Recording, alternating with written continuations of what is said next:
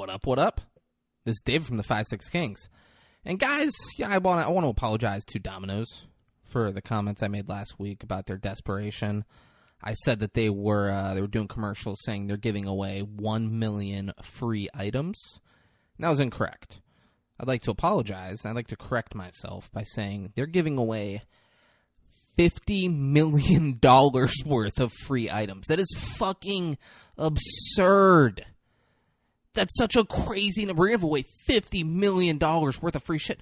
Guys, nothing on Domino's. Like, they're not giving away things that are more than $10. So that means they're giving away at least 5 million free items. Is that not insane to everybody listening?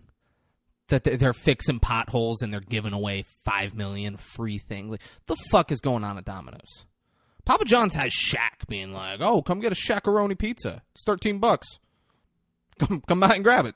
That's all. He's like, $1 million will go to poor kids or something. I don't know what not $1 million, $1. $1 will go to poor kids. I don't know what he's doing with it. Guys, you know how not desperate Subway is? Subway has employees posting videos. This is how confident their fucking employees are. This guy's posting videos of himself.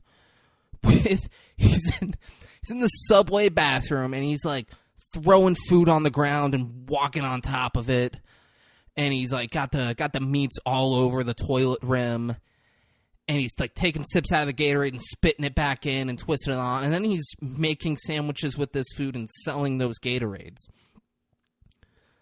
Guys, totally illegal. Totally, like, you can't do that. You can't fucking destroy food like that and sell it to the general public. They're so confident. They're just like, yeah, I'm posting this shit. Nothing's going to happen to me. That's how good Subway is, guys. That's how confident they are. That's how much better they are than Domino's. Domino's can't fuck with Subway. Domino's isn't good enough for Tony Hawk. Tell me one famous person who does Domino's commercials. Fucking nobody. Nobody. If the Noid isn't famous, nobody does Domino's commercials. Subway, on the other hand, is good enough for Tony Hawk. And they're good enough for everybody listening. Subway, eat fresh, or eat it off the fucking bathroom floor. And please, give us money. Thanks, guys. Enjoy this week's episode. This the Palm Beach County anthem. All my Palm Beach County niggas, y'all put them fucking guns in there and bust them shit. Bitch, I'm from Palm Beach County, that's where I'm from. When niggas get gunned down and left like rolls up just for fucking round. This ain't a county for you bitches to come around. What up, and welcome to another episode of the 5-6 Kings podcast. I'm David Breen. With me, as always, my dear friend and co-host, Braden Bullard. Braden, how are you, man? I'm good. How you doing, David? Yeah, you know. It is what it is. It is what it is. What?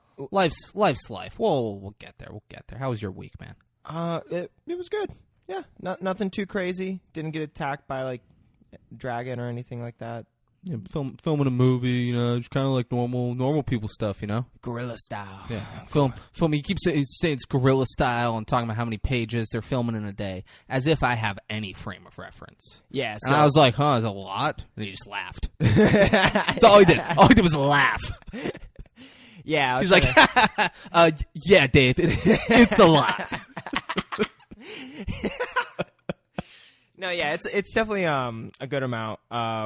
But yeah, they call that guerrilla style. Guerrilla. And that's Guerrilla. Yeah. So not to be confused with, like, the big ape. Not gorilla. No. Guerrilla. Yeah.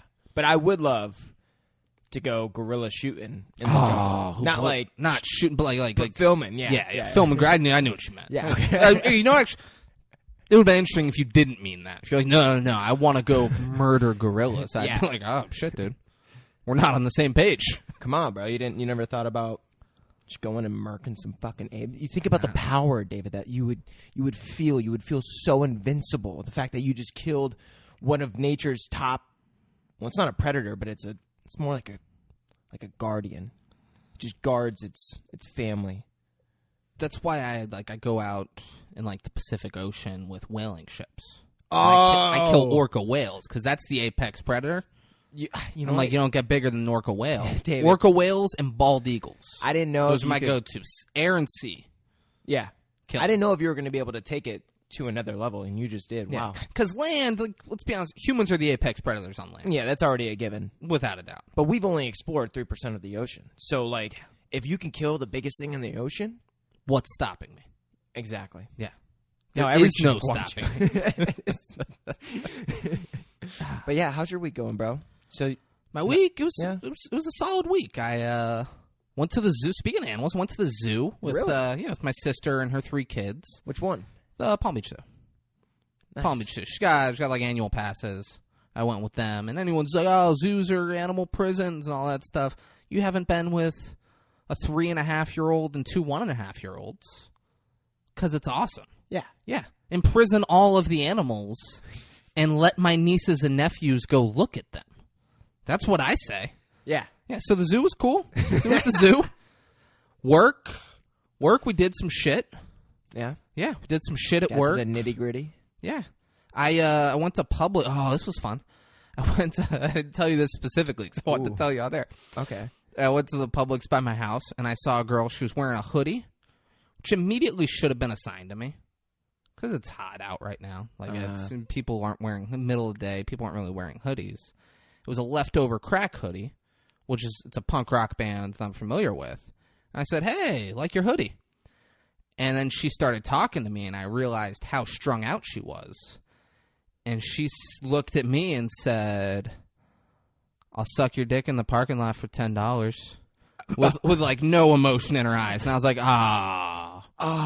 make it $5. And then we went out to the parking lot. So great experience. Yeah. Not really. I said, no, thank you. I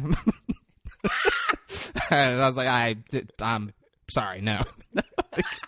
Because, like, clearly she wanted $10 for drugs. Yeah. I have nothing against people making a living, sucking dick, having sex. I have no problems with that. I do have a problem with feeding her drug addiction. So I chose not. I said, no, thank you. Still a fan of the band. Happy shopping. And we went our separate ways. You should have said, if it wasn't for the drugs, I would have done it. Nah, I wouldn't. I'm not saving that girl at Publix. She's not gonna be like, "Man, if I wasn't on drugs, that guy would have given me $10 to suck his dick. I'm gonna turn shit around here." That's not how that works. I looked at David She needs something a little bigger than that. She's not turning shit around because I wouldn't pay her $10 to suck my dick. Dude, that could have been the little push she needed just to get her life in order. It wouldn't have been. You know, hey, if this girl's listening, I'll take you to a meeting. Give me reach out to us 56kings@gmail.com. I'll help you out. We're all about Yeah, community. if you want help, I'll help you. Oh god. And then today happened, and I specifically asked Braden. I texted him and said there's going to be a portion of this podcast where I talk about the Miami Dolphins. And Braden, I'm asking, you're too close to the microphone. I need you to just sit back in your chair. Not even joking. You just sit back in your chair. Texted him and I said, I'm going to talk about the Dolphins. I need you to not interrupt, not ask questions, just let it run its course. So, guys, I'm going to talk about the Dolphins here for a little bit. If you don't want to listen to a sad Miami Dolphins fan talk about his sad Miami Dolphins fan life, I just fast forward until you hear us talking about other shit. Because we'll talk about other shit, but for a little while it's going to be the Dolphins. Dolphins played the Jacksonville Jaguars today in London, England. Different country, different continent. It's a far trip. And because of the time difference there, it was a 9:30 a.m. game. So I got up kind of early, went and bought coffee creamer, went to Candid Coffee Shop, they sell these big, it's called a growler of their cold brew coffee, and it's $20 for a growler. It's 64 ounces, and it's $15 every time you fill it up. So you're getting a free coffee every time you fill it up. Solid. Great deal. I'm excited to keep using it. Went and got that. Went back to my place, met my brother back at my place, had him over. He brought some food. We had a nice little spread. We watched the Dolphins. Tua's making his return. Tua looked good, guys. Tua looked like he is outperforming what this coaching staff is allowing him to do. Tua, this was probably the second best game of his career. At Arizona last year was the best game of his career. He played out of his fucking mind. He looked very good, and they lost, that's what's disappointing. They lost 23-20 to Jacksonville Jaguars, last second field goal. Jaguars, fun fact, Jaguars had lost 20 straight games heading into this. Jaguars won week 1 last season, then went on to lose the remaining 15 games of the season, and then started 0-5 this year. And they beat the Dolphins. Dolphins are now 1-5. Don't own their own first-round pick next year because they bet on themselves. They have theirs in San Francisco. They needed to trade up with Philadelphia so they could draft Jalen Waddle at 6. Still a good pick. Jalen Waddle had 2 touchdowns today. He looked good. He's going to be a fucking stud.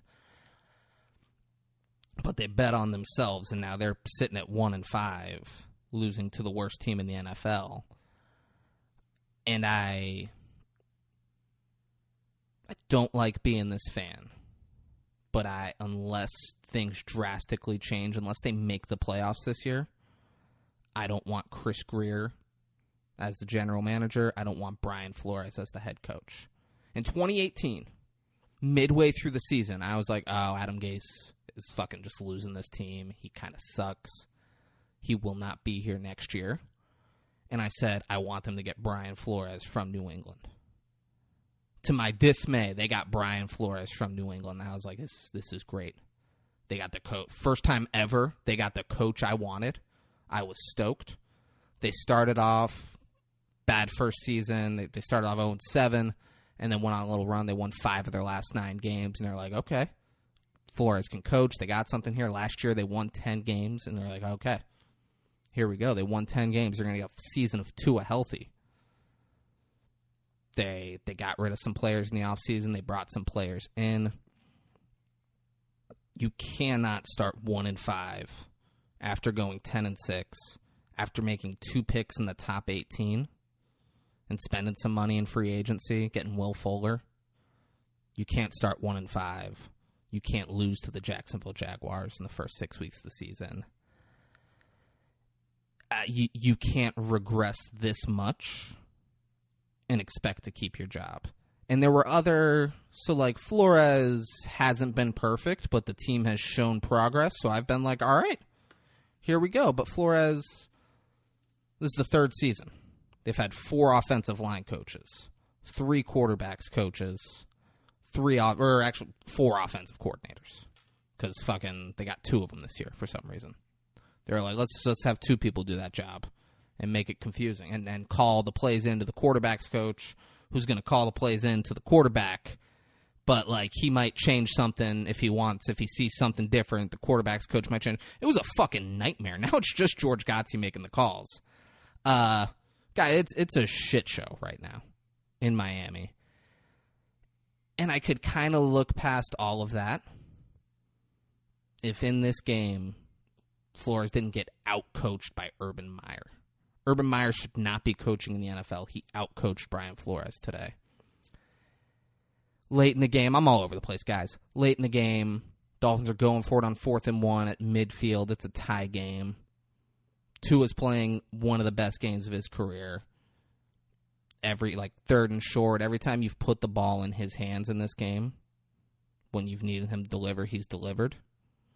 They run the fucking football, don't get the first down. That's the kind of shit, Tua keeps showing signs oh, this kid could be a really good quarterback. They take the ball out of his hands and don't give him a chance to succeed. That's what I can't stand with this fucking team. That's what I can't stand with this organization. And trade deadline's coming up, and I think they need to take a hard look at Stephen Ross needs to take a hard look at this, because I don't think Greer or Flores will be back next season. Mike Gesicki, are we going to pay him 13, 14, 15 million next year. It's a contract year for him. Do we trade him at the deadline? Emmanuel Ogbah, same thing. Will Fuller, fucking, if anyone will give you a draft pick for him, trade Will Fuller before the deadline. I want to see them be sellers. I want to see, like, Devontae Parker. Devontae Parker. Braden, I'm going to ask you this. If you were getting paid $10 million to play football and you had a hurt hamstring, so soft tissue injuries, not like, Yeah. would you miss multiple weeks?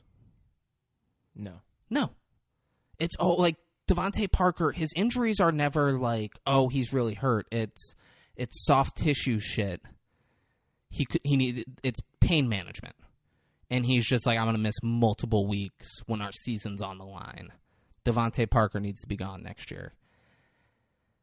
There's silver linings. That, like, Liam Eichenberg looks like a good left tackle. Robert Hunt looks like a good right guard.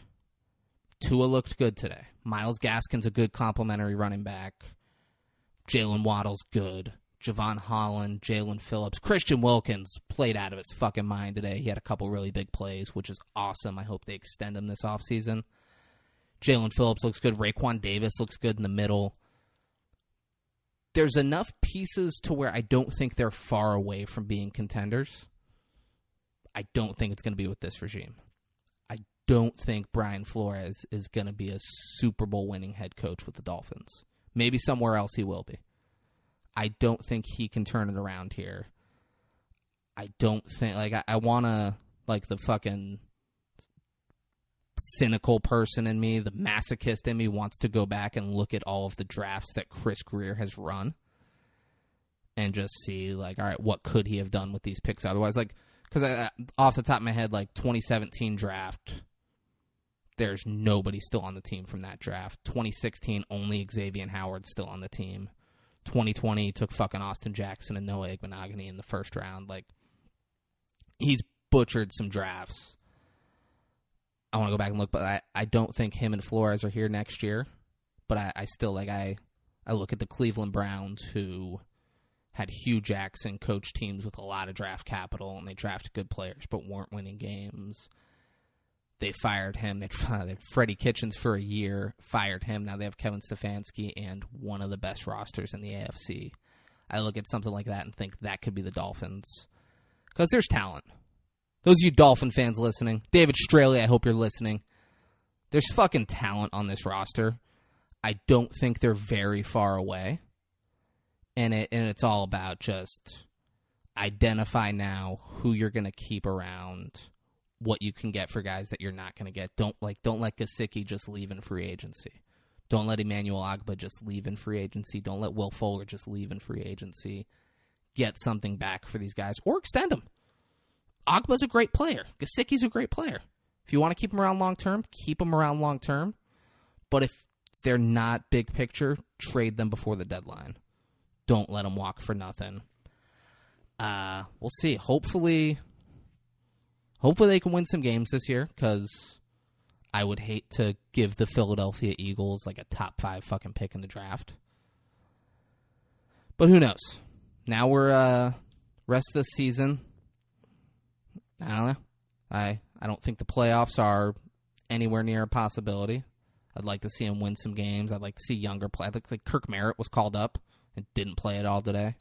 Hunter Long, I think, was active, didn't play at all today. I'd love to see some of these guys actually play, see what we have with them, and hopefully win some games. Hopefully San Francisco loses and they get a decent pick from San Francisco. But guys, Fins are still up. Just need to retool. Need to regroup and retool. And we're playing for 2022 now, guys. 2022, here we come. All right. Now that that's out of the way, you ready to do this fucking movie or what? Yeah. I was getting real sick and tired of listening to your shit, David. There we go. I'm getting sick and tired of feeling that shit, you know? Oh, bro. So let's jump into this movie. Let's You ready to put it in drive? Let's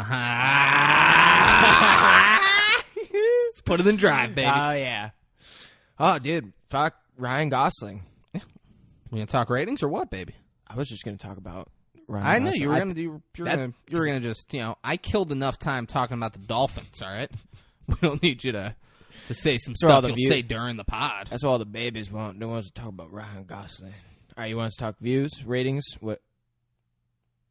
Reviews, Yeah, ratings.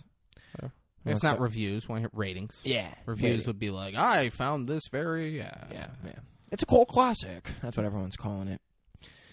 So IMDb gave it a 7.8 out of 10.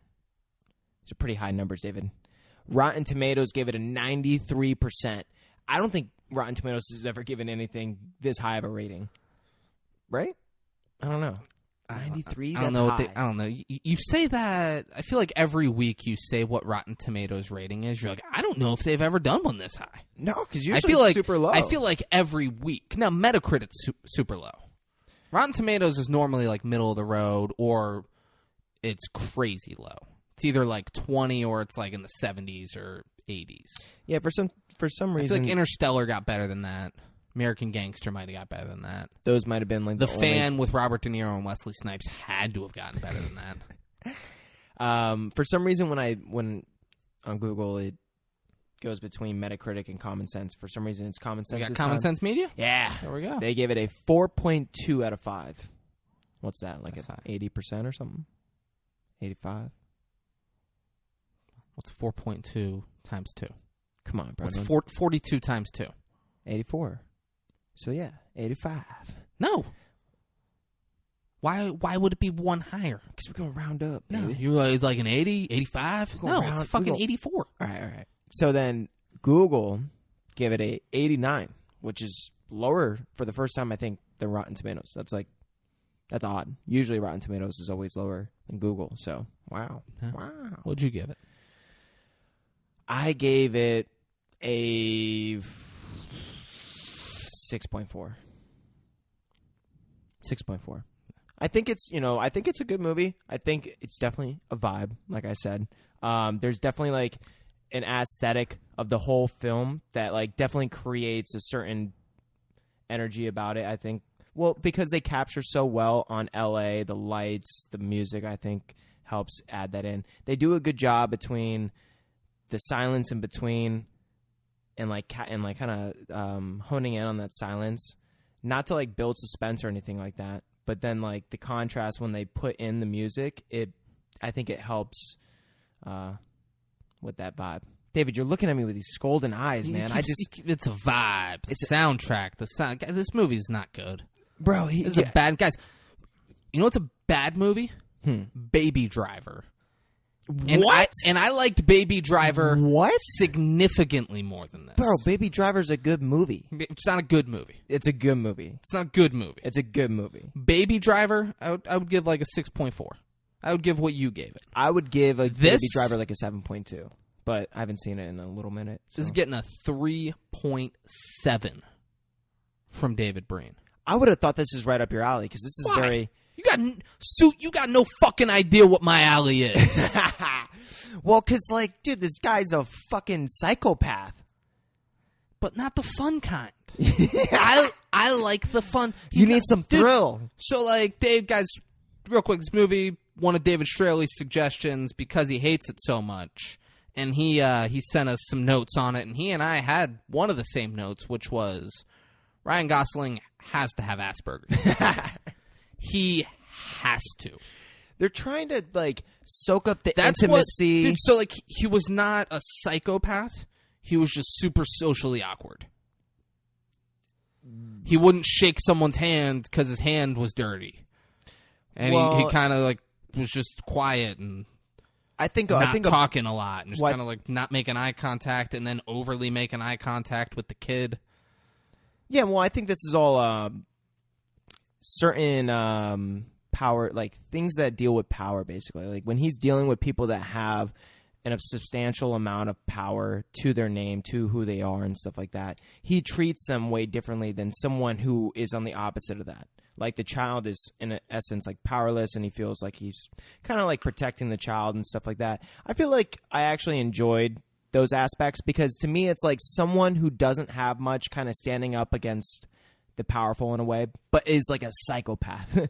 Like I thought it was a cool thing because it's like I don't know much about psychopaths, so I don't want to say specifically that, but he seems like someone who wants to control a lot of aspects of his life, and when he deals with people who are more powerful than him, they have more control. So I feel like it's a cool, I don't know, contrast between someone who doesn't really have as much power but is so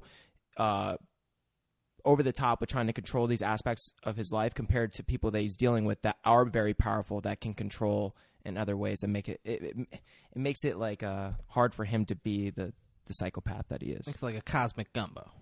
Yeah. Yeah. Yeah. It was weird. He's like, my hands are dirty. I don't want to shake your hand. The guy's like, my hands are dirty too.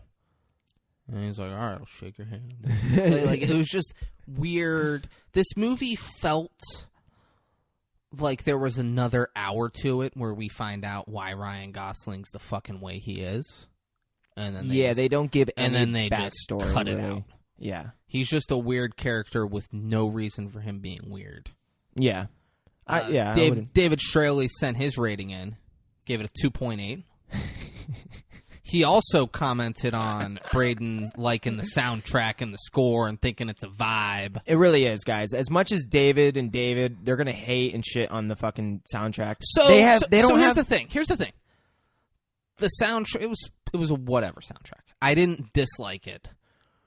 That was Braden's selling point last week, and I was like, that's wild. Well, he's like, bros, listen to the soundtrack. It's so great. It's a vibe. You're all going to love it. All right, David, well, let's debate. So a big reason why this is a cult classic is because of the overall aesthetic of the theme of the movie. So the way that they capture the whole We're talking soundtrack. Yeah, exactly. So that adds into the whole aesthetic of LA, of Los Angeles. So like that was the big part of it. That's kind of like, I would say, why it's kind of like a cult classic. It's because of the aesthetic. Say cult classic one more time. Cult classic. Yeah. But no, yeah, and that's why these ratings are so high. Am I right? But seriously though, when you listen and actually like vibe with the songs, I'm gonna keep saying vibe, David. I'm just gonna piss you off. Baddie, yeah, fucking 15 years old, man. So the neon lights, it's the certain coloring of the way that they shoot with the colors, the schemes of the colors and the soundtrack, and also some of the different shots that they do of Los Angeles builds the overall aesthetic. Yeah, and I liked all that. Yeah, and I didn't. But like my selling point wouldn't be how good the soundtrack is. That was a ghost. That was a ghost. Something just fell over in the corner of fucking Braden's house. Yeah, caught me off guard. My selling point wouldn't be like, guys, go listen, because you're like, go listen to the soundtrack. It's such a good soundtrack. It wasn't with the movie. Sure, like the songs fit. Yeah, I didn't dislike it. I mean, it's not my selling point on it. It's no Interstellar. Hans Zimmer. Yeah, yeah. Yeah, it's a score really like fine. that. And that's the thing. It's the lack of score. I didn't like the lack of score. You didn't like the lack of score? I didn't like how little Ryan Gosling talked. Mm-hmm. There were a lot of weird mannerisms. There were a lot of just weird things about this movie where I was like, why is that part of it? And we'll get into it. Yeah. It's weird and a lot of pointless things happen, I think. Mm-hmm. And I don't know if it should have been longer or shorter or just shouldn't have been a movie. I don't know where out of those three scenarios I fall. Something was very off with this movie.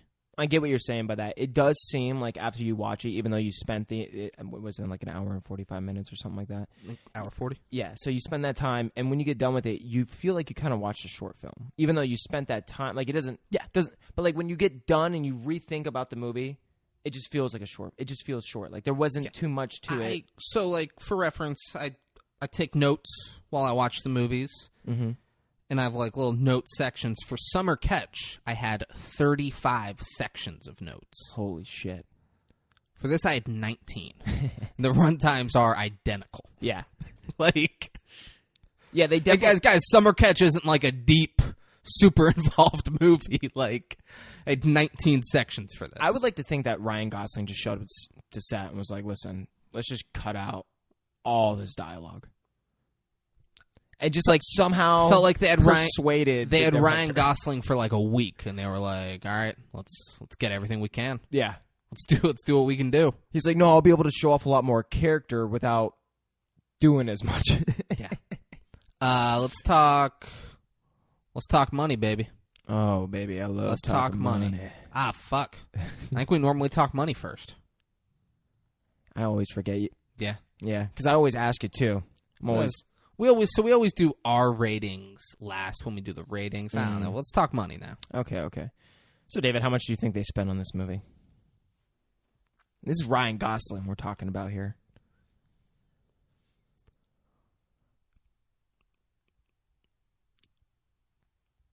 $27 million. Not bad guess. I just love the suspense that we built My up. over under. Under. Or you're over. I'm over? Okay. Yeah. $23 million. Lower. $16 million. 15. $15 million. Yeah. All right. Pretty wild. I'm kind of surprised. Yeah. What'd they make? They ended up grossing $77 million worldwide, so good for them. There we go. Yeah. Is that good? I think so. Yeah. Yeah. They made $62 million profit? Yeah. Yeah, so, I mean, I'm actually surprised. I would have thought that Ryan Gosling would have gotten, like, $15 million alone. Not really. I'm just kidding, but I feel a little better about this movie. That's lower budget. Knowing that it wasn't a... Even though it's not low budget, but, like... Yeah, I mean, it's $15 million. That's a fuckload of money, but, like... If I could even fathom 15... Yeah. Being a part of anything, $15 million worth. I mean, Jesus. Yeah. That's big time, baby. In the big leagues. But yeah, I mean, stacked cast. Honestly, though, Stacked. All right. I don't want to.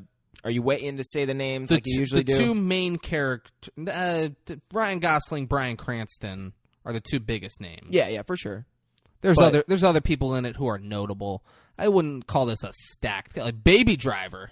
Now that's a stacked cast. It is a stacked cast too. Yeah. This is just a cast. It's a cast that has a star or two. Yeah, I would say 2011. Maybe not stacked, but 2011. This was right in the middle of Breaking Bad. It's good on them getting Cranston in the middle of Breaking Bad. Mm-hmm. And dude, he killed it. So he has like one thing I want to just point out, which I was going to point out. It doesn't spoil anything. He has a limp. He has an injury. I think it's just part of the character. I don't think he actually had injury at the time. And if he didn't have an injury, fucking did great. It's a whole other piece of just having to like make sure you're on point with being, I think I could do that. Yeah, you probably could, limp. but just limp around. Yeah, for sure. But when you get into certain movements, you're bending over, doing a lot of things with the cars. Like you got to be very noticeable. That you're like you got to be very, you got to keep in the cognizant. Yeah, that's the word. Cognizant. It's a good word. Yeah, it is. Yeah, you just gotta be on your P's and Q's, with some shit like that. I just felt like he did a pretty good job selling it. Did he win an award for that limp? Did he win best limp? David, I'm not gonna be able to tell you. You want to know why? Why? Because it has 79 fucking wins and 180 nominations. Why would you not be able to tell me? You guys want to wait? I'm gonna read through because it's they don't like put them in order of wins. It's just mixed within all the nominations. So we're looking over. So you're telling me you didn't come prepared. You just pulled up a page, and you weren't like, "Let me find the good ones," like we always do. There's just a lot, and I'm gonna just obviously there's so many. I can't tell you what you're asking. I mean, real quick, best limp. There's no fucking way. Yeah, that's just what I was about to say. There's no way best limp is an award. I don't know, bro. Because some and of these film festivals if it are is ridiculous. and you miss it, shame on me. I'm gonna murder you. All right, yeah. So we'll go through a couple wins. Academy Award. Just nominated. Best vibe. No, yeah. What were they nominated for? They were nominated for Best Achievement in Sound Editing, baby. I just think people liked the contrast between the silence and just the music. I don't know. I feel you, David, that you might not have liked it. You kind of wanted that extra score, but sorry to say. So the Amanda Awards. I would like to know who the fuck Amanda is. Amanda Bynes. Oh, well, they won for Best Foreign Feature Film. Amanda Bynes is currently living in Sweden. What the fuck? So it's a foreign film because it's in the U.S. Yeah, what about foreign Austin Sweden. Film Critics Association? Who the fuck's Austin? All right, they won Best Austin Director. Jackson, Dolphins left guard. David's so smart. Yeah. Fuck. All right, so they won Best Director, Best Supporting Actor, Best Adapted Screenplay. I mean, they're just Did they win any real awards? no. Like a Golden Globe or like a SAG award, anything like that? Cannes Film Festival, they won. I know, I always do that. But come on. You don't. Well, they win at Cannes. They won the Best Director. All right. Nicholas Winding Refn. Good on him. How do you say that? R-E-F-N. I don't know. Refn? I'm not looking at it. I'm just hearing the stuff you're saying. Okay. And then they won the Dublin Film Critics Circle Award for Best Film, Best Director, Best Actor. Best Actor Ryan Gosling. That's absurd. The Florida Film Critics Real Circle quick. Awards. They won Best Supporting Actor, Albert Brooks. Woo! Go Florida. Home of the Palm Beach, or the 5-6 Kings of the Palm Beach County. You're missaying our name? No, don't worry. We got the Golden Schmoes Award. They won for Favorite Movie of the Year, Best Director, Best Actor, Coolest Character of the Year, Best Music in a Movie. This is where all the fucking wins coming from. Most Memorable Scene in a Movie was the elevator scene. The Coolest Character of the Year was the driver, Ryan Gosling. Best Actor of the Year, Ryan Gosling. I mean, they're just fucking... That's crazy. J. Edgar came out that year. Yeah, but you know... Those Ryan you are Gosling. familiar... Leonardo DiCaprio played original FBI director J. Edgar Hoover, and at one point after his mom dies, he weeps and then puts on her clothes. And they're like, "Oh no, we think Ryan Gosling in this fucking whatever movie where he said very little." Multiple fuck the Dublin and whatever the other thing you said was. Yeah, okay, well, we got more. We got the Internet Film Critics Society winner for Best Action Film. All right? Yeah. Yeah, the Internet Film Critics Society. I asked if they won any real awards, and you were like, "Oh, dude, we got the Dublin." What about the Dublin Critics Award and we get the Irish Film and Television Awards. Best International Actor, Ryan Gosling. Basically, all I'm hearing is Ireland fucking loved this movie. Oh, Italian. Ireland's like that's our shit right there. The Italian Online Movie Awards. We real quick. We don't talk about those greasy guineas on this show. All right. Next award show. Las Vegas Film Critics Society Awards. Best Supporting Actor. I thought I was going to say Ryan Gosling, but it's Albert Brooks. I'm going to get fucking one more in this motherfucker. Oh, dude. The New York's Film Critics Circle Awards winner, Best Supporting Actor, Albert Brooks won like 15 fucking awards for Best Supporting Actors. Yeah, I mean, he was good. Did I say good. actress? Actor, I mean. Yeah, I had to look up who Albert Brooks was, but yeah, good on him. He should have. He was good. No, yeah. Dude, like a lot more than Ryan Gosling. I wonder if Ryan Gosling got jealous. Because he's way better than Ryan Gosling in this movie. Let's jump into this fucking movie, huh? Yeah. All right, opening sequence. He's watching there's a Clippers game on TV. Mm-hmm. Dave Straley knows. We're going to jump around David Straley. Brandon, I'd like you to have his notes up if you could.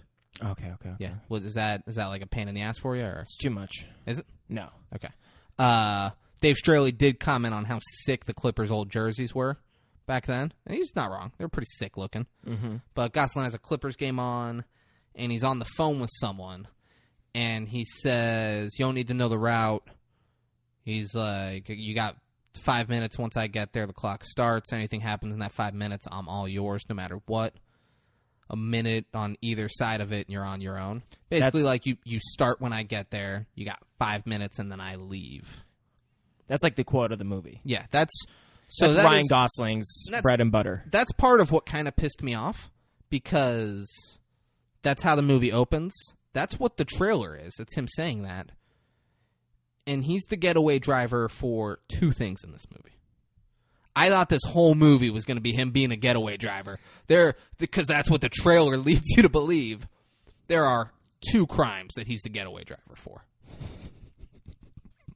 Very misleading on what they're doing in this movie. But goddamn if he doesn't grip that fucking steering wheel nice. I mean, he did. It got me. The opening scene, I was like, this might be good. Yeah. Might be good. He's going to be doing this all movie. Oh, no. No, he's just weird and like kind of putting his head down and not talking to people too much. So he says that, and he's like, "You won't be able to reach me on this phone." Goes to a garage where Bryan Cranston's working, and Bryan Cranston's like, "You look tired. You want some benzopine, noxabine, caffeine, nicotine?" He's limping, David. Don't forget that. He's limping. He's definitely limping. Yep. And then he's like, "Here we go, silver Chevy Impala, the most commonly bought car in California. You'll blend right in, but I put 300 horsepowers under the hood." Immediately, I thought, that car looks the most suspicious to me. Even though it's the most common, even though it's true, to me, that car specifically just looks so suspicious. Is it just me, or It's your trust issues. Okay. You're like, why does that person want the same car other people have? Because what's his deal? I feel like everyone's selling drugs out that car. Gosling pulls up to some warehouse, and there's two guys like across the street when he pulls up. They have wire cutters and shit, and they kind of, or not wire cutters. Yeah, they're gonna do some electrical work. They have bolt cutters, and they kind of nod, and they go in when he pulls up. They break in. You hear shots fired. And then Gosling, one guy starts running out, and Gosling starts hearing he has a police radio in his car, and he's got that and the radio of the Clippers game going at the same time. Yeah, and I'm like, well, listening to both. It's kind of like, well, we'll get to that. Yeah. He has Asperger's, and he needs to know what's going on at the Clippers game. Both volumes have to be a certain level. It's very particular. Yeah. So Very he's controlling. listening to both, and he hears like shots fired at whatever. He's like, okay. And units are like, the one guy gets in the car, and the units go, "We're 2 minutes out." So they're waiting. One guy makes it to the car. The other guy takes a little bit longer, but then makes it to the car. They start driving off. Gosling, like a champ, he pulls over on the side, turns the lights off, parallel parks behind a truck. The cop like drives by, doesn't shines see the light. They don't see him. Keeps going. Then he follows that cop a couple blocks, which I thought was cool. Yeah, then, which is somewhat smart, but at the same time, if he just looked in the... He looks around and is like, "Oh, silver Impala behind me." Well, actually, I guess because of the lights, you're not really going to be able to make out the car behind you if it's at night, right? With the lights and the... I mean, you could. Yeah, it's maybe. more difficult than during the day. That's because ain't no sun, man. Yep. Ain't no sun. How's solar power ever going to work? Sometimes it's night out. God damn it, Right? David, you're right. All these people saying solar power's the way. Like, sun's not out all the time, guys. Yeah. What are you going to do at night? Yeah. Well, I guess they can collect some of the moonlight. No. No. So he avoids them, and then they're calling in the chopper, and he's driving normal on the bridge, and the chopper's going around shining the light. Dude, and this part threw me off because I'm like, I don't know if they're going to do it, especially if this is the most common car in Los Angeles. Did he say a number of how many there were or anything? Because there's probably like 100,000 plus of these Chevy Impalas that are driving around. To where if they're looking for one and they don't know the exact license plate, I don't know if they're just going to spotlight any single one and just follow it. You know what I'm saying? Like if you're the helicopter. You might find like 5 of those within a fucking mile radius. I imagine they would call in whichever ones they spot and have cops go check it out. True. They have to. Yeah. And, I mean, the second they spotted them, like, "Oh, we got a visual on a silver Impala heading whatever direction on the bridge." He fucking guns it because he hears them say it. They're like, "Oh, that's our guy." Yep. So he's driving around like a champ. He loses them. And so he's like on a bridge when they spot him. The moment he gets like off that bridge, he like hits like an immediate left and then hits some like back streets and ends up underneath like a small bridge. Yeah, like an overpass. Yeah.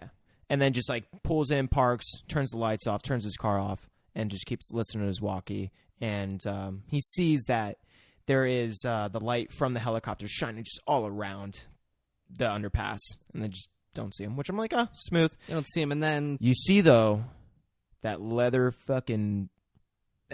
grip right on the fucking steering he's ready. wheel. Yeah, He's at the ready. He's got the dope, the leather gloves. They get a call that there's a gang shooting somewhere else, so the helicopter He's like, is fuck going it. that way, and then he starts up and is driving normal, and he hears a call, and they're like, "Still keep an eye out for the silver Impala, last spotted wherever."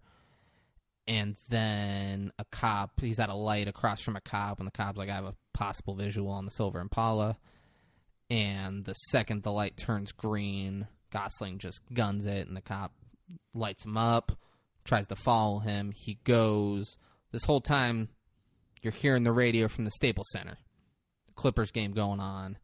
And he pulls into, like, as he's pulling up to the thing goes off. Clippers win, game over.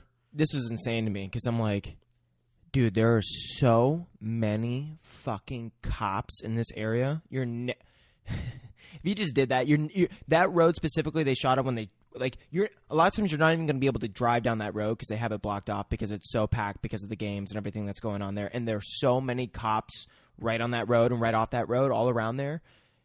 I'm like, dude, you would never. If you're the driver, you're Ryan Gosling, you're the best fucking driver in LA, and you're trying to escape cop, you would never go there. Like, I don't. You would find a bat. You would go a different way. Which is what makes it the perfect place to go, Braden. They're never going to expect him to go to the Staples Center. Are you kidding me? That's why you go to the Staples Center. You're right. You go to the Staples Center. He parked and then just got out of his car, put a Clippers hat on, and walked out right past the cops. Yeah, he skirted into a parking garage like fucking brilliantly and dipped. I really wonder though because they just stay on Ryan Gosling. He walks out the car, he gets out, just puts his jacket on, puts like something like a hat on, like David was saying. But the two other guys, we don't see what happens to them because everyone's like walking out the game. So, but the cops like pull up right as he's walking out the parking garage, and he walks right past the cops. So the cops are like going in while everyone's leaving the game now, and I wonder. If those guys get away, we don't find out, but it's not his problem. It's not his problem. He got the fuck out of there. Yep. So now he's at his apartment. Is this though? Is it? We have like a shot of him going to his apartment, or is that afterwards? He does something. He like goes to his apartment, drops off a bag, and then leaves again. So I think during that drive scene, they're playing the song "Night Call." I'm pretty sure is like one of the first times that they play the music and start the vibe and start showing like shots of LA and stuff like that. That is after that they play the music. Yeah. Yeah. And guys, let me just say, this is the song that they're playing is called Night Call by Kavinsky. And it is honestly, I think it's a fucking great song. And if you're around a bunch of neon lights and skyscrapers, it is a perfect song to play in a city. So check it out.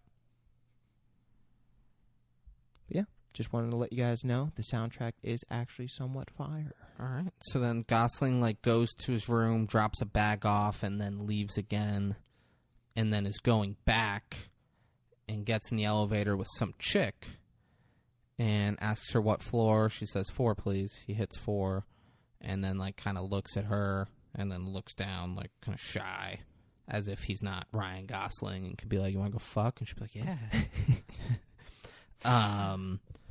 And then, like, they both leave, and they live in the same hallway, right down the hall from each other. He goes to his apartment. She goes to hers. Next day, he's dressed as a cop, and immediately you're like, oh, shit, is he a cop? What the fuck's going on here? Yeah.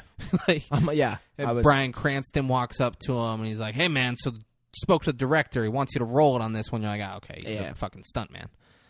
He wants you to roll it on this one, but like if you don't feel comfortable with it, there's no shame in backing out. I got us an extra $500. Got us an extra $500 though for us to split. So I got a little lost on this scene. Is he just a policeman in the scene, or is he the stunt driver? He's a stunt driver. He's not an actor. So this is why it lost me a little bit. He's wearing the mask in that scene. Yeah. Yeah. Okay. Did you say that? My bad. No, but okay. So yeah. So he's wearing the mask. Like a mask. So like the actor is a bald police officer. They want it to look something like him when he's driving the car. Yeah. So that's yeah. I'm just bringing up like he was wearing a mask and it wasn't him. Which is what threw me off because I was like, is Ryan Gosling the stunt driver? Because I didn't know. Okay. I didn't know if he was playing a police officer on the side of the scene kind of thing, or if he was the stunt driver. Yeah, I took it. He's just the stunt driver. That mask is similar to what the actors. Okay. Yeah. Okay. He rolls it like a champ. Yeah, and he's fine. Oh. He signs like a waiver that's like if you die, we're not held liable. And doesn't say anything and just signs it. Brian's like, oh, that was great, kid. That was great. You okay? He just gives him a thumbs up. Yeah, tough life. Now he's at a grocery store and he sees that girl again with a kid and avoids them. He's like, oh, sees her. fuck. No, he like smiles and then puts his head down and goes down a different aisle. Yeah. And listens to her and her kid have like a cute. She's like, oh, there's my little monkey. And she's like, hey, listen, I love you. And he goes, I love you too, Mom. Yeah, like a cute little moment, and he's just eavesdropping on the other aisle, as you do. Yeah. You know. Goes out to his car, and my first thought was, oh, his car door's open. Because he stopped, and it kind of looked like it was open. Was it? Yeah, and I hope not. Otherwise, that's a huge hold. I just assumed, okay, I'm wrong. I didn't notice that. Stares at it and like puts the stuff on top, looks behind him, and then walks over. She's having car trouble. Yeah. So he gives her a ride home. They're not saying anything. Him and the kid just stare at each other in the elevator. Well, she stared at him, gave him like a really kind of like an empathetic kind of look, or just like a loving kind of look in the car. Kind of like, I think a polite, like, grateful look. Yeah. Not loving. Like, this is nice. Thank you. Yeah, I took it as like, there's no other male figure in the life, and this guy's very sweet, so she's kind of like acknowledging that. Yeah. He helps carry the groceries up, and the kid puts on a jack-o'-lantern mask and goes and looks at Ryan Gosling, and he says, very scary, want a toothpick? Yeah, I'm like, and what then the hands the kid a toothpick. Is that like a thing? Other than like at a restaurant, I've never been offered a toothpick. No, like for I don't know. Is that from like a character from like a scary movie or something? You said he's wearing a fucking... The kid was wearing Ryan Gosling has a toothpick in his mouth for a lot of the beginning of the movie. Yeah. I don't know if he did down the stretch. No, I don't think he did. I think he broke that habit. Yeah.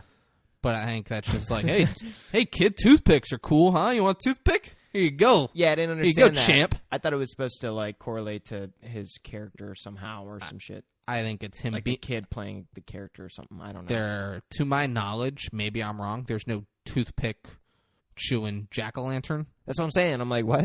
I think it was Gosling being weird, not knowing what to say to the kid, and just being like, you want a toothpick? I got toothpicks. You want money? I got, here's $5. Here you go. Like that's what that felt like. Yeah. Like, what do I do? Here, have a toothpick. Yeah, but the kid fucking loves it. He's like, oh, this is great. The kid just says, oh, thanks. Yeah, but even like when they're in the elevator, like rolling around with the toothpick, this is so cool. Yeah, for sure, I guess. But like even when they're in the elevator, the kid was like you could tell the kid liked Ryan Gosling. Yeah. Who wouldn't? Yeah, it's Ryan Gosling.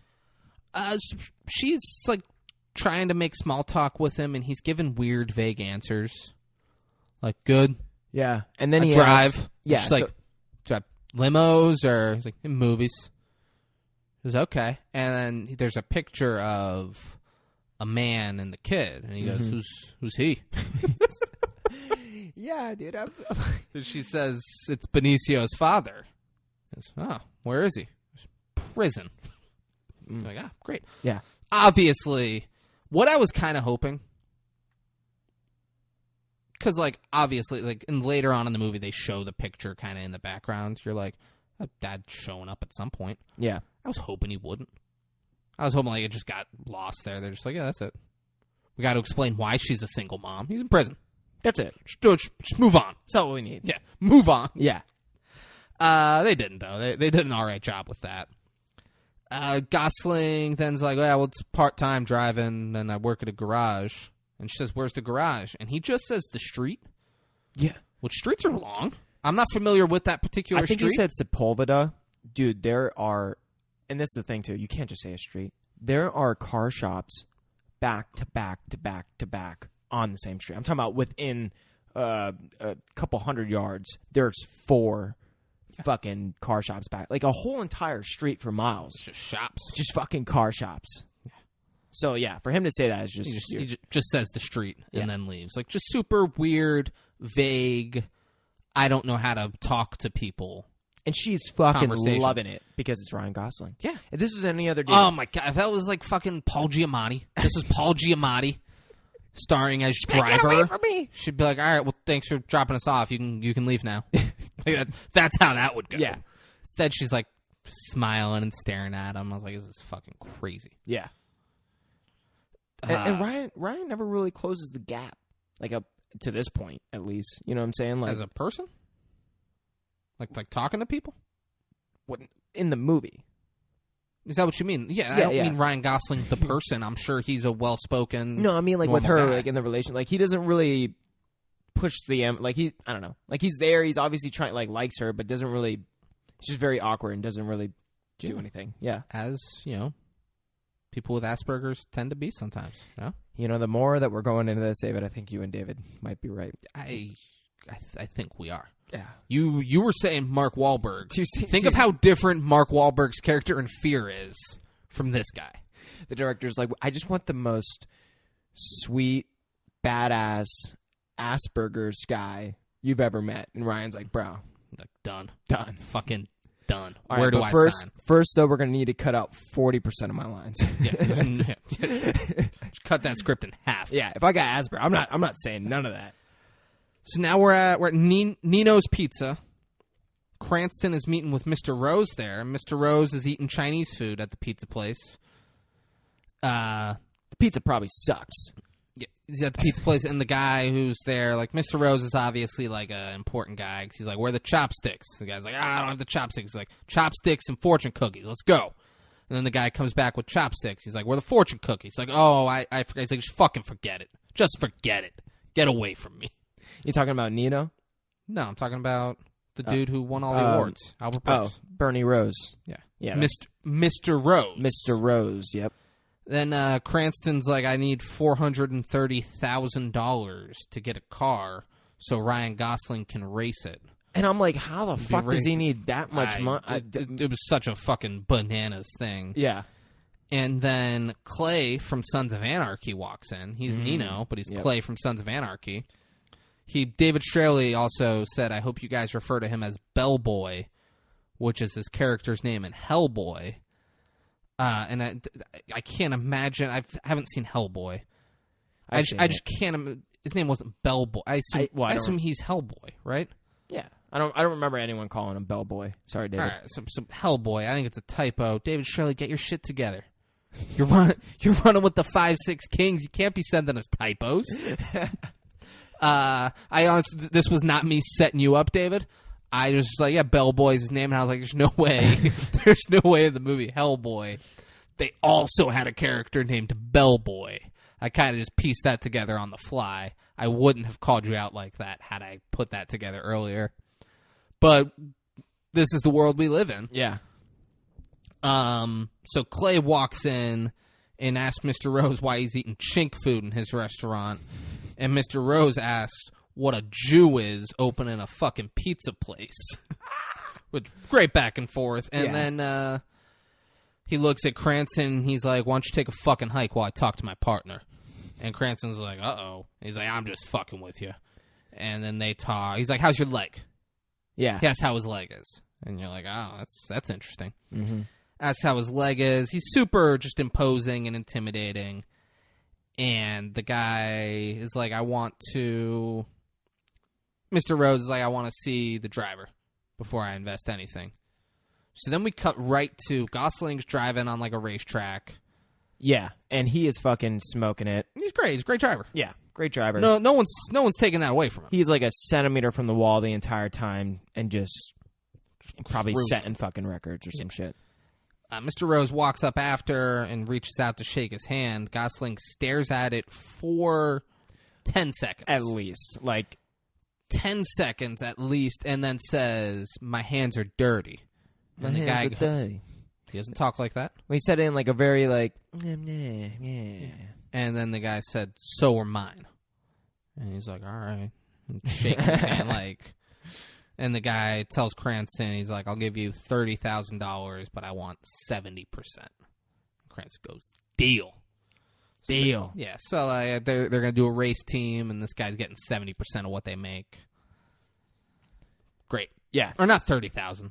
Sorry, did I say 30,000? I thought you said 70,000. 70% is what he's getting. Okay, yeah. 300,000. Yeah. He wasn't like Cranston wasn't like I need 430,000. He's like I'll only give you 30, but I want 70 grand. It's like deal. Like that'd be crazy. Yeah. 300,000 for 70%. Yeah. Yeah, that sounds right. Yeah. Now we're at the garage where the girl, the lady, Gosling's neighbor, and her kid show up. They found out which garage. I don't know if they just drove around trying to find it, but they found his garage. The kid goes over. The kid got school or something? No, they don't. Who does that? Yeah, they don't. They This don't do kid school. has no normal life, apparently. It's a fucking wacky life this kid Right? has. Dad's in prison. Ryan Gosling's just staring at him all the time. Yeah. What a life. Doesn't go to school. The kid goes over and watches Mom Gosling. becomes super obsessive over people super quick. Like, the fact that she's, finding where he works and, showing up. I mean, I'm sure she's getting a deal on the car. Smart. She's a single mom. She works at fucking Denny's, by the way. David, I'm so glad David Shirley texted us. He said the product placement, the silly fucking product placement in this car paid for this movie. And I think without a doubt. Because she works at Denny's. They have Goodyear tires. They're drinking Budweiser later. The product placement's all over the place in this movie. Yeah, is that part of the... How do you think they negotiated that? We got Ryan Gosling. They're going to Goodwill Tire. Hey, you Goodyear. Goodwill is a thrift store. Yeah, what did I say? Goodwill. Yeah. Goodyear. They're going to Goodyear. No, we got Ryan Gosling. I'm yeah, deal. Yeah. Here's $15 million. Yeah. The kid's watching Gosling work on his car, and Gosling staring at him, and then goes, "You blinked." And the kid goes, "What?" Laughs, confused by what he's talking about. Cranston then, it's weird. He's talking to the mom, and he's talking about Gosling. He's like, came here as a young kid off the street. I just told him to fix a car and show me what you can do, and then I hired him on the spot for half the wages that I would normally hire someone. I've been getting cheap labor out of him ever since. And he was saying, right before that, he's, part of what you're saying is, this kid was surprising me with everything he knew and, all the stuff he could do. And then, it goes on to basically insult him. Yeah, and then he's like, "Oh, don't tell him. Gosling walks up, and Cranston's like, "Hey, their car's going to take longer than I thought. Why don't you give them a ride home?" Which, Cranston's like, "Yeah, come on." But it was weird, he's gone from, being his wingman to then being like, "This dumb motherfucker doesn't know how much he could be making." What a loser. Going back and forth from that, which is weird. And Gosling's response, he looks at her, he's like, "I don't have tires on my car." And then Cranston's like, "Well, put them on." His car's up on a lift with no tires. So I guess he goes and it's gotta puts be them Asperger's. on. Yeah, it's so weird. So he goes and puts tires on and then takes them home. Oh, no, actually, he doesn't take them home. I'm sorry. He leaves work midday, and he's driving, and he's just like, "You want to see something?" And then they drive down by, that's the L.A. River, right? Yeah. Okay, they drive down by the L.A. River. If you've seen Terminator, it's that area where, Terminator 2, Judgment Day.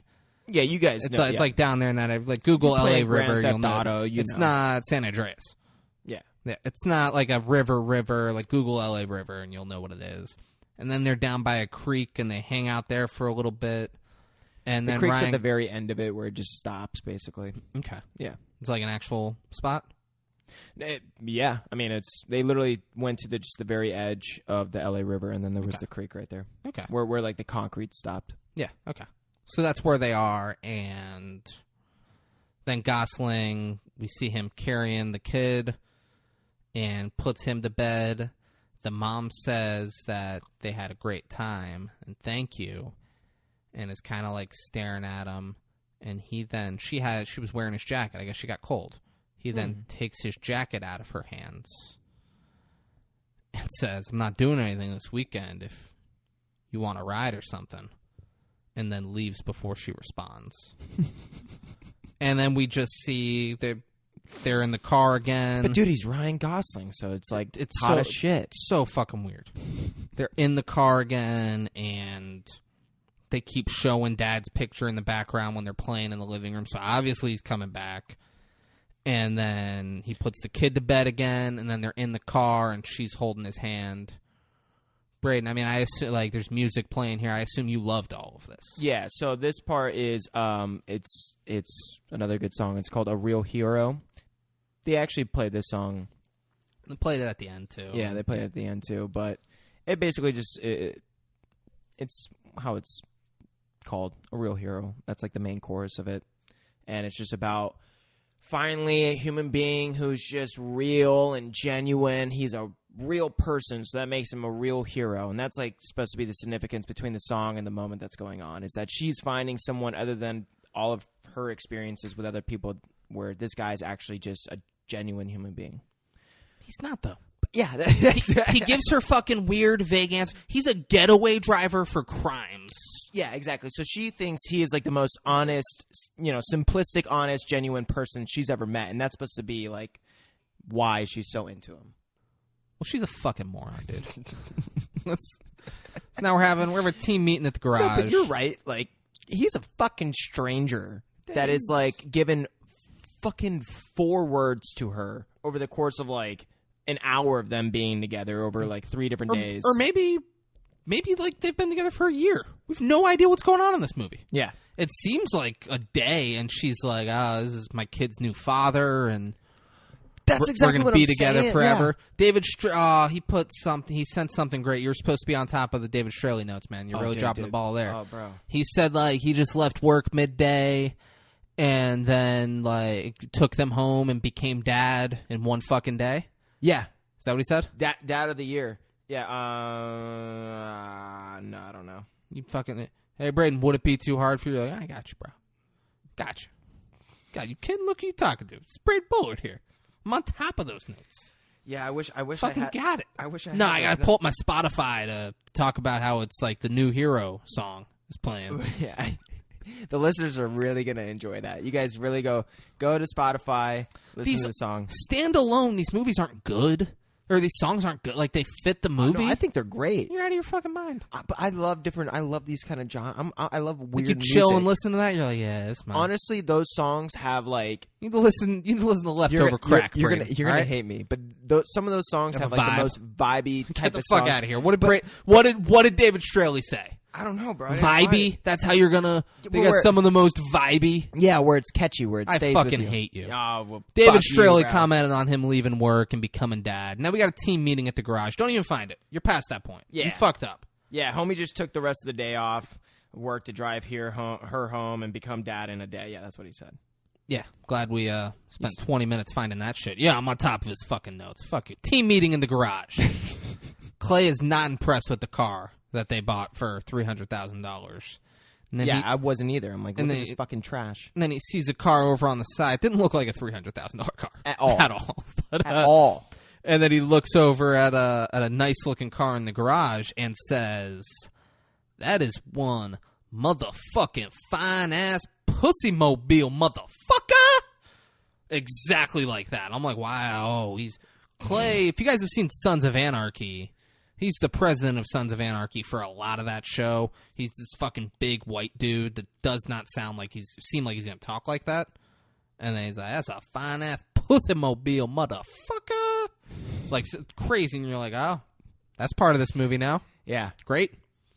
Bernie tells Cranston to sell Clay that car, and then goes over to Gosling and asks him if he's ready to start racing the car. And then he's like, Cranston, used to work for me, and he'd do like contract work, and he overcharged. And I knew he was overcharging, but then he worked for Clay, and Clay didn't take kindly to that overcharging. He broke his fucking pelvis. So that's why Cranston's limping. Clay broke his fucking pelvis. And he's like, so he's got a lot on the line. He invested a lot in you. I hope you know that. And then just walk. And he's like, but I'm excited, we're going to be doing something new. It's going to be great. We're gonna be racing cars? How cool is that? Like, yeah. Let's do it. All right, bud. All right. Ryan, he just had that awkward, didn't say nothing, kind of just stared at him. Looked off into the distance. Almost like he wasn't looking at him. It's like he's lost. It's fucking bizarre. Now they're back at the apartment. Gosling's sitting on the couch with the kid. They're watching cartoons. He's like, that bad guy? The kid's like, yeah, he's a shark. He's bad. And he's like, aren't some sharks good? And the kid's like, no. And then the babysitter shows up, and then the phone rings, but we don't see Mom answer it. Mom just keeps getting ready and ignores the phone. And then we're in the car. Then we're in the car. I don't think it was a babysitter. Maybe I was wrong. It's someone coming to watch the kid. Is it? Yeah, because she's there later when she goes to work.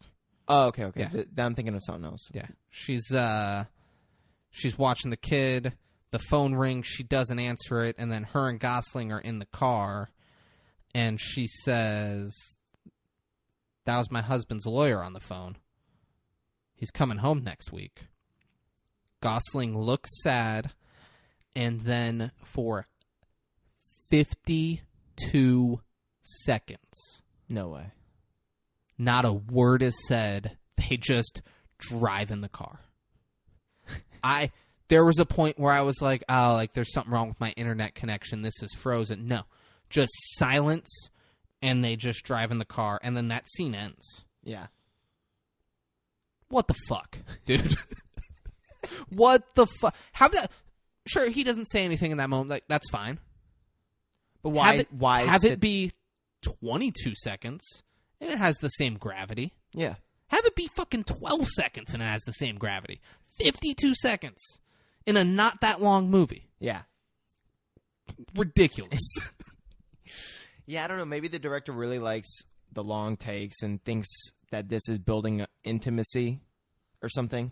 Yeah, because 52 seconds of silence, man. Because the girl, she does great, the actress, but she's also very not talkative. She doesn't talk at all. And I just think that the director thinks, oh, we're going to really try and capture on two people who don't really have good communication skills and try to show the way that they bond through this weird, intimate, non-dialogue fucking way. It's kind of weird.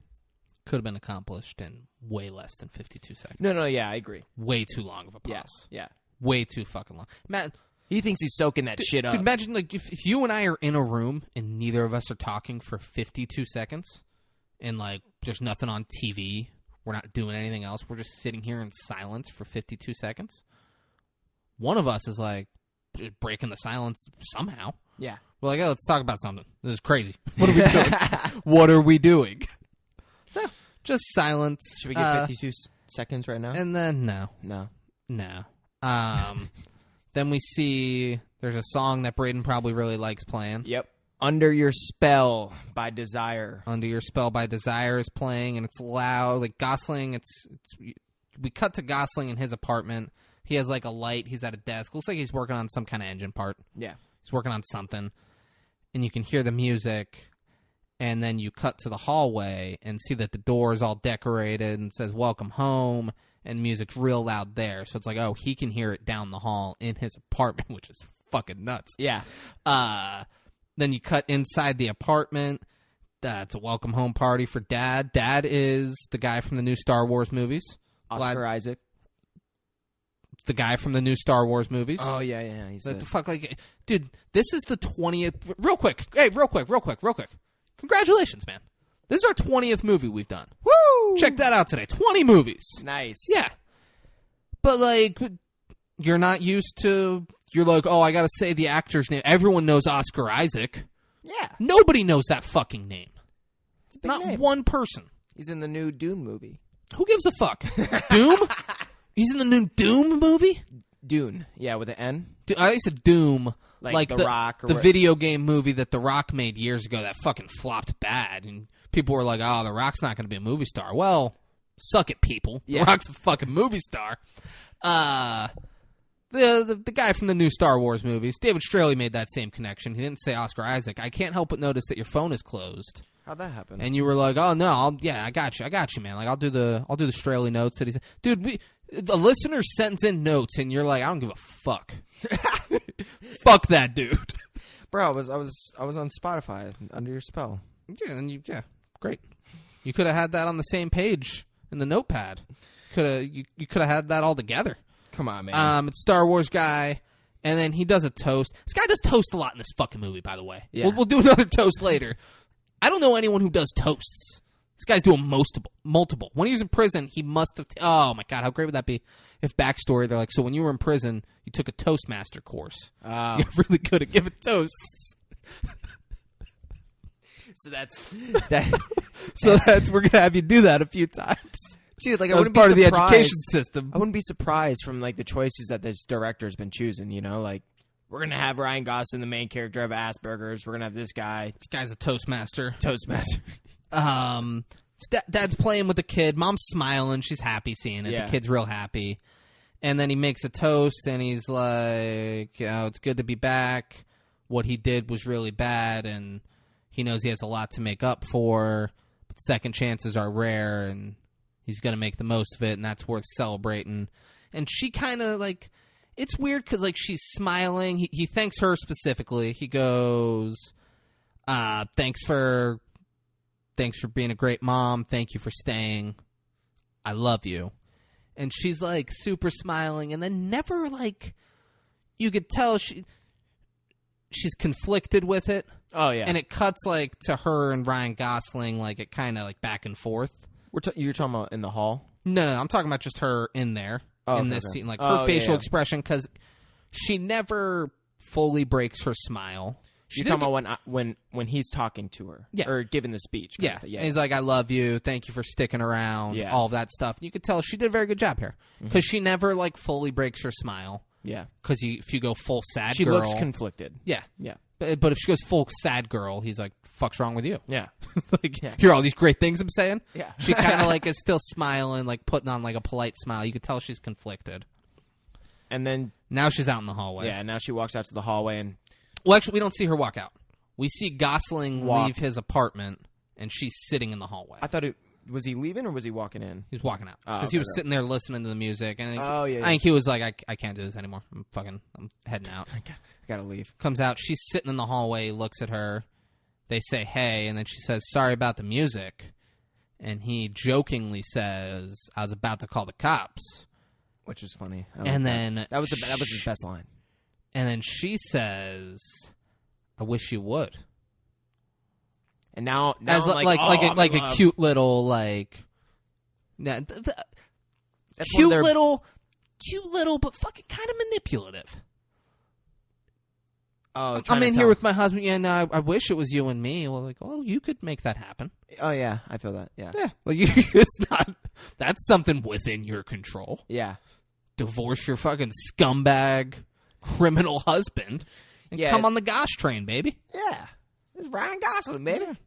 So then, right as that's happening, the son runs out. He's got, like, a bag of trash, and then the dad comes out as well. And dad notices that they're fully fucking in love, connecting kind of eyes. I mean, not like love, but he can tell that they're connecting. And dad comes out, he goes, hey. It's like, the neighbor's like, my son's been talking. I've heard all about you from this guy. Yep. You really, he's a big fan of yours, huh? And he kind of smiles and says, like, so you've been helping out a lot while I was gone, huh? Huh? And then he's like, yeah. Is that what you've been doing? You've been helping out? And he goes, yeah. He goes, yeah, it's nice of you. That's really nice of you. I appreciate that. And he goes, come on, bud. Let's let mommy talk to her friend. And then they go and they just kind of open the trash thing. It's like a trash chute down the hall. They go and the kid throws the trash down. Probably really fun for the kid. Yeah. He's probably like, oh, can I throw it down the chute? He's like, yeah. Yeah, it makes He's like, sense. come on, let's let mommy talk to her friend. And, like, him and the mom, Gosling and the mom just smile back and forth during all of this. Like, once again. Like, Gosling's not too threatened by this guy. Like, it's weird because it was weird vibes, but you could tell Gosling's like, fucking this jamoke. Star Wars fucking fighter pilot. Fuck him. Yeah, exactly. Like, he had to reiterate, like, right, because it's almost like Ryan wasn't going to answer him, but he does. Yeah. It's just. They just kind of smile, and then Gosling walks off, and then the guy walks back. He goes, have a good night. Next, Gosling he's at a diner, and he's eating some sort of a la mode dessert. Yeah, I didn't know what it was. I couldn't see anything under the vanilla ice cream. Mm-hmm. But it was a plate of vanilla ice cream, and I just can't imagine there wasn't some kind of pie or something underneath it. Yeah, and I'm like, what is right? Ryan? Like that'd be crazy if they're like have a plate of vanilla ice cream. Yeah. There's some guy who is credited on IMDb as Bearded Redneck. Did not see that. Bearded redneck is sitting up. They're at like the diner bar, and he's staring at Gosling. And then he goes over and sits next to him, and he's like, "You were my driver for a job. You drove me and my brother from Palm Springs." He goes, "Yeah, we tried to get a new wheelman for the last job, and I went to jail for 6 months, and my brother lost his life." He goes, I got this new job coming up. And then Gosling stops him and goes, "How about you shut your mouth or I kick your teeth down your throat?" And shut it for you. Did he say shut it for you? Yeah. I would have liked it better had he not said shut it for you. And it's funny. Like, why don't you shut your mouth or I'll kick your teeth down your throat and shut it for you? That's adding shit. Shut your mouth or I'll shut it for you. Fine. Shut your mouth or I'll kick your teeth down your throat. Fine. Both of them together? Fucking crazy. I did not know he said both, and I'm less of a fan of his reaction there. And it was so, like, even though he was stern, it was like, he didn't curse, didn't get, like, real riled up. No, he said it very calmly. Yeah. And the guy's like, "Oh, sorry." Shit. But yeah, so basically that dude is just, like, undercover, and they're somewhat on to, I would assume. Oh, I didn't think that. Oh, you didn't think that? That's what I assumed. I mean, could be. It's a good thing to piece together, but I think Gosling's like, "Hey, we're in a fucking public diner. I assume, like, I don't want to talk about getaway driving jobs that I've been doing." Well, it just seemed like the dude was trying to egg him on to say certain shit because he was asking all these questions in a diner, and it's like they don't know each other or probably even what they look like. I don't. And, like, why would Ryan Gosling remember what this dude looked like who had a mask on and shit and, like... I don't think he was asking all these questions that would seem very, like, trying to get him to admit that they did a job together about doing something like that, because he's like, "Oh, he ended up in the prison, this and that," like, almost trying to get him to acknowledge. I totally took it as but this undercover. If your response is "shut your mouth before I kick your teeth down your throat," the cops who sent him in there are like, "Oh, this guy definitely did something." Yeah, that's a crazy response. If he's just like, I don't know what you're talking about. But I think at the same time, it's like it basically tells the cops, like, "Dude, you're not gonna get me like this. You might as well fucking stop, or I'm gonna fucking beat the shit out of, like, one of your undercovers." They'll get him for that. That's illegal.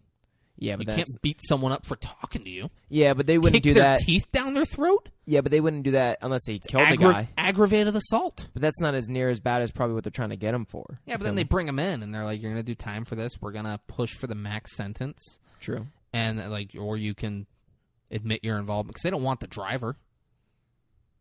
They want, like, they would want Cranston. They would want Cranston, who would lead to Bernie and fucking Clay from Sons of Anarchy. Like, they want to go up the ladder. They're not like, "Oh, we gotta put Ryan Gosling away for long." That Ryan Gosling has done in his past. Why do you think all these crazy extra parts of people's backstory exist? I'm sure it does. He seems like a fucking professional who's done. And even Brian was talking about how he's like, they don't want the driver. They wouldn't want he's not their big get. I get what you're saying, but big get is those two guys we find out later are connected to East Coast Mafia and all that shit. Like, they want to go up the ladder. They're not happy if they get Ryan Gosling. Because what do you getaway driver for robberies? Like, what? Yeah, but that's if great. They got to get a new driver now. We got him. No, I feel you. High fives, everybody. That's if they know that. I'm saying, like, Ryan might have killed other people in his past or something like that. Like, this character might have done some crazy shit. They don't care about that.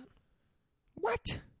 You don't think there'd be an investigation opened if this dude was if they're doing an undercover people? On, like, and trying to get the driver? It's because they think it leads to something. But they don't care if he's killing people. They're not trying to get a serial killer. You don't do undercovers to get a serial killer. They're trying to bring down the organized crime.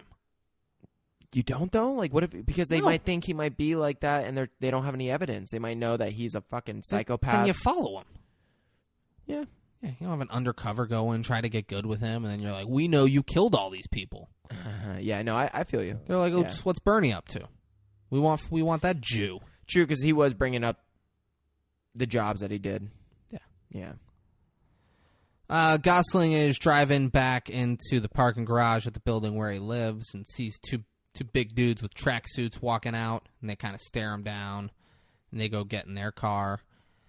And then Gosling gets out and walks around the corner and sees Did you look like you wanted? No, yeah, I was just gonna say it seemed like a very awkward part of whatever building they're at, because it was like some random back alley like hallway or some shit. I couldn't tell where we were at this building. Yeah, it was. You know? Yeah, it was in the parking garage. Yeah, but there was like a weird little cutout in the parking garage. And I'm like, well, why is Oscar back there? Why is his son back there? Did they take him back there? Did they surprise him? They don't. I don't know. Just seemed like very kind of weird. We're calling him Oscar also. Yeah, okay.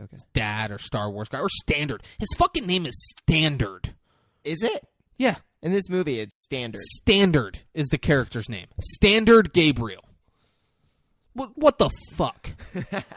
And it's all to set up. We'll get to why it's Standard. Why they named him that in the movie, just to set up one part. Yeah, we'll get there. Oh, I didn't know. So Standard is like leaning up against the wall, and he beat to shit. He's covered in blood, and the kid's over like off to the side. He's like in the very far background. He's like hiding behind. He's like, it's okay, buddy. I'm fine. Don't tell mommy about this. And then Ryan Gosling like walks past him. He goes, fuck. And Gosling checks on the kid, makes sure the kid's all right. And now we're inside just the like apartment. Steps over him too, because he's like kind of like. I don't care about this guy. He's like, I want to make sure the kid's okay. Goes to the kid. They're in the apartment. Gosling asks the dad. He's like, "What happened? What were they guys?" And dad's sort of standoffish at first. Did you take him as if? Well, here, let's go on, and then I'll ask you in a second. Dad's standoffish at first, and then he's like, "I paid some guys for protection in prison, and I owed him $2,000." And now they're saying, then they said it was $10,000. Now they're saying it's $20,000, and I have to rob this pawn shop for them in order to pay it off, but I'm not going to do it. And Gosling's like, all right. And the guy's like, they said they'll come for Irene and Benicio next, which is the wife and. So what I was going to ask is, do you think he's telling the truth, or do you think he's lying about what he said? Do you think I think he's telling the truth because Ryan Gosling then goes out to check on the kid. The kid's holding a bullet. And not about that part, though. About how much money he borrowed. So, like, he said he borrowed, like, $2,000. So he didn't borrow money. He needed protection while he was in prison. And it was just, they were like, all right, when you get out of here, you got to pay us whatever amount. Okay. So he wasn't borrowing money. He was like, hey, people want to kill me in here. Will you guys protect me? And they're like, sure, it'll be $2,000 when you get out of here. Oh, okay. And then he got out of there, and they're like, well, it's actually $10,000 now. And he's like, I don't have fucking $10,000. Come on. They're like, well, it's $20,000. Yeah.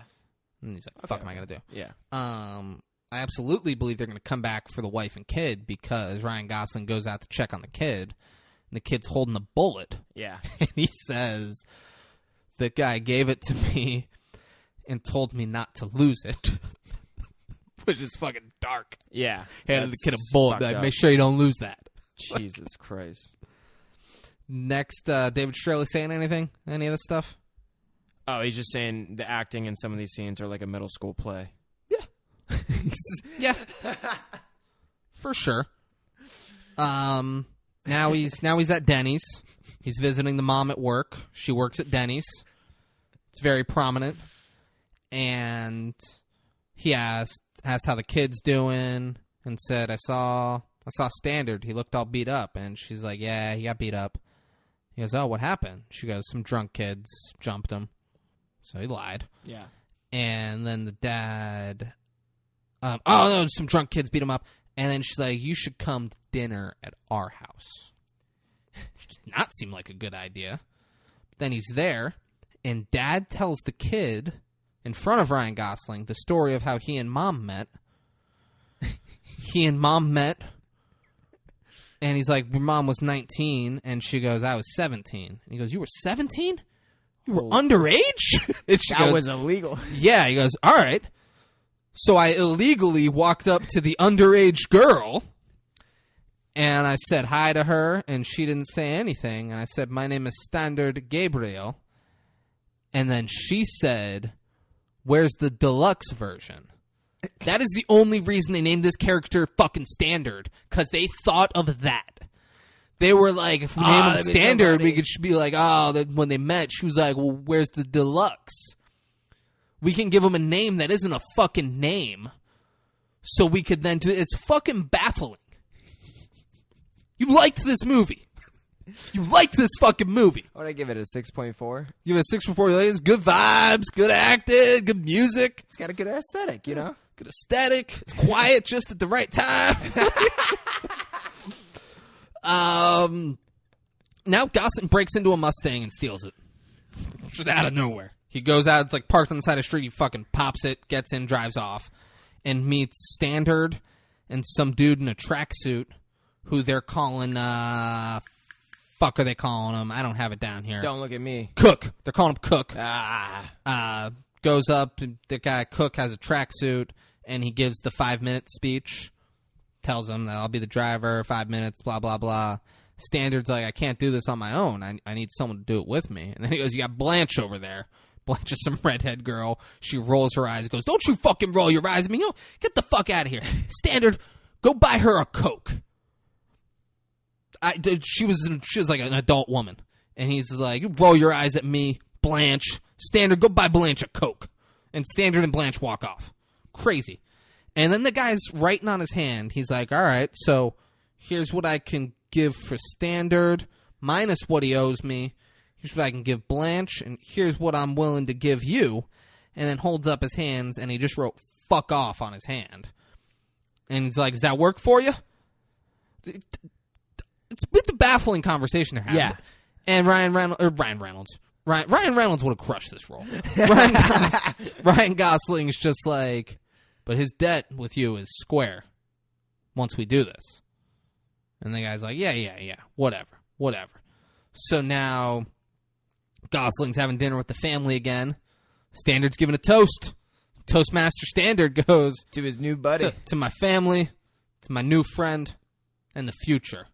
And then looks at his wife and goes, our future. I love you, baby.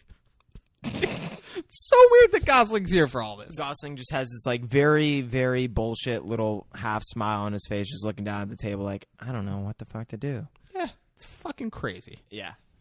Now it's the job. They're at the pawn shop out in the middle of nowhere. Pawn shops are typically in like strip malls, like little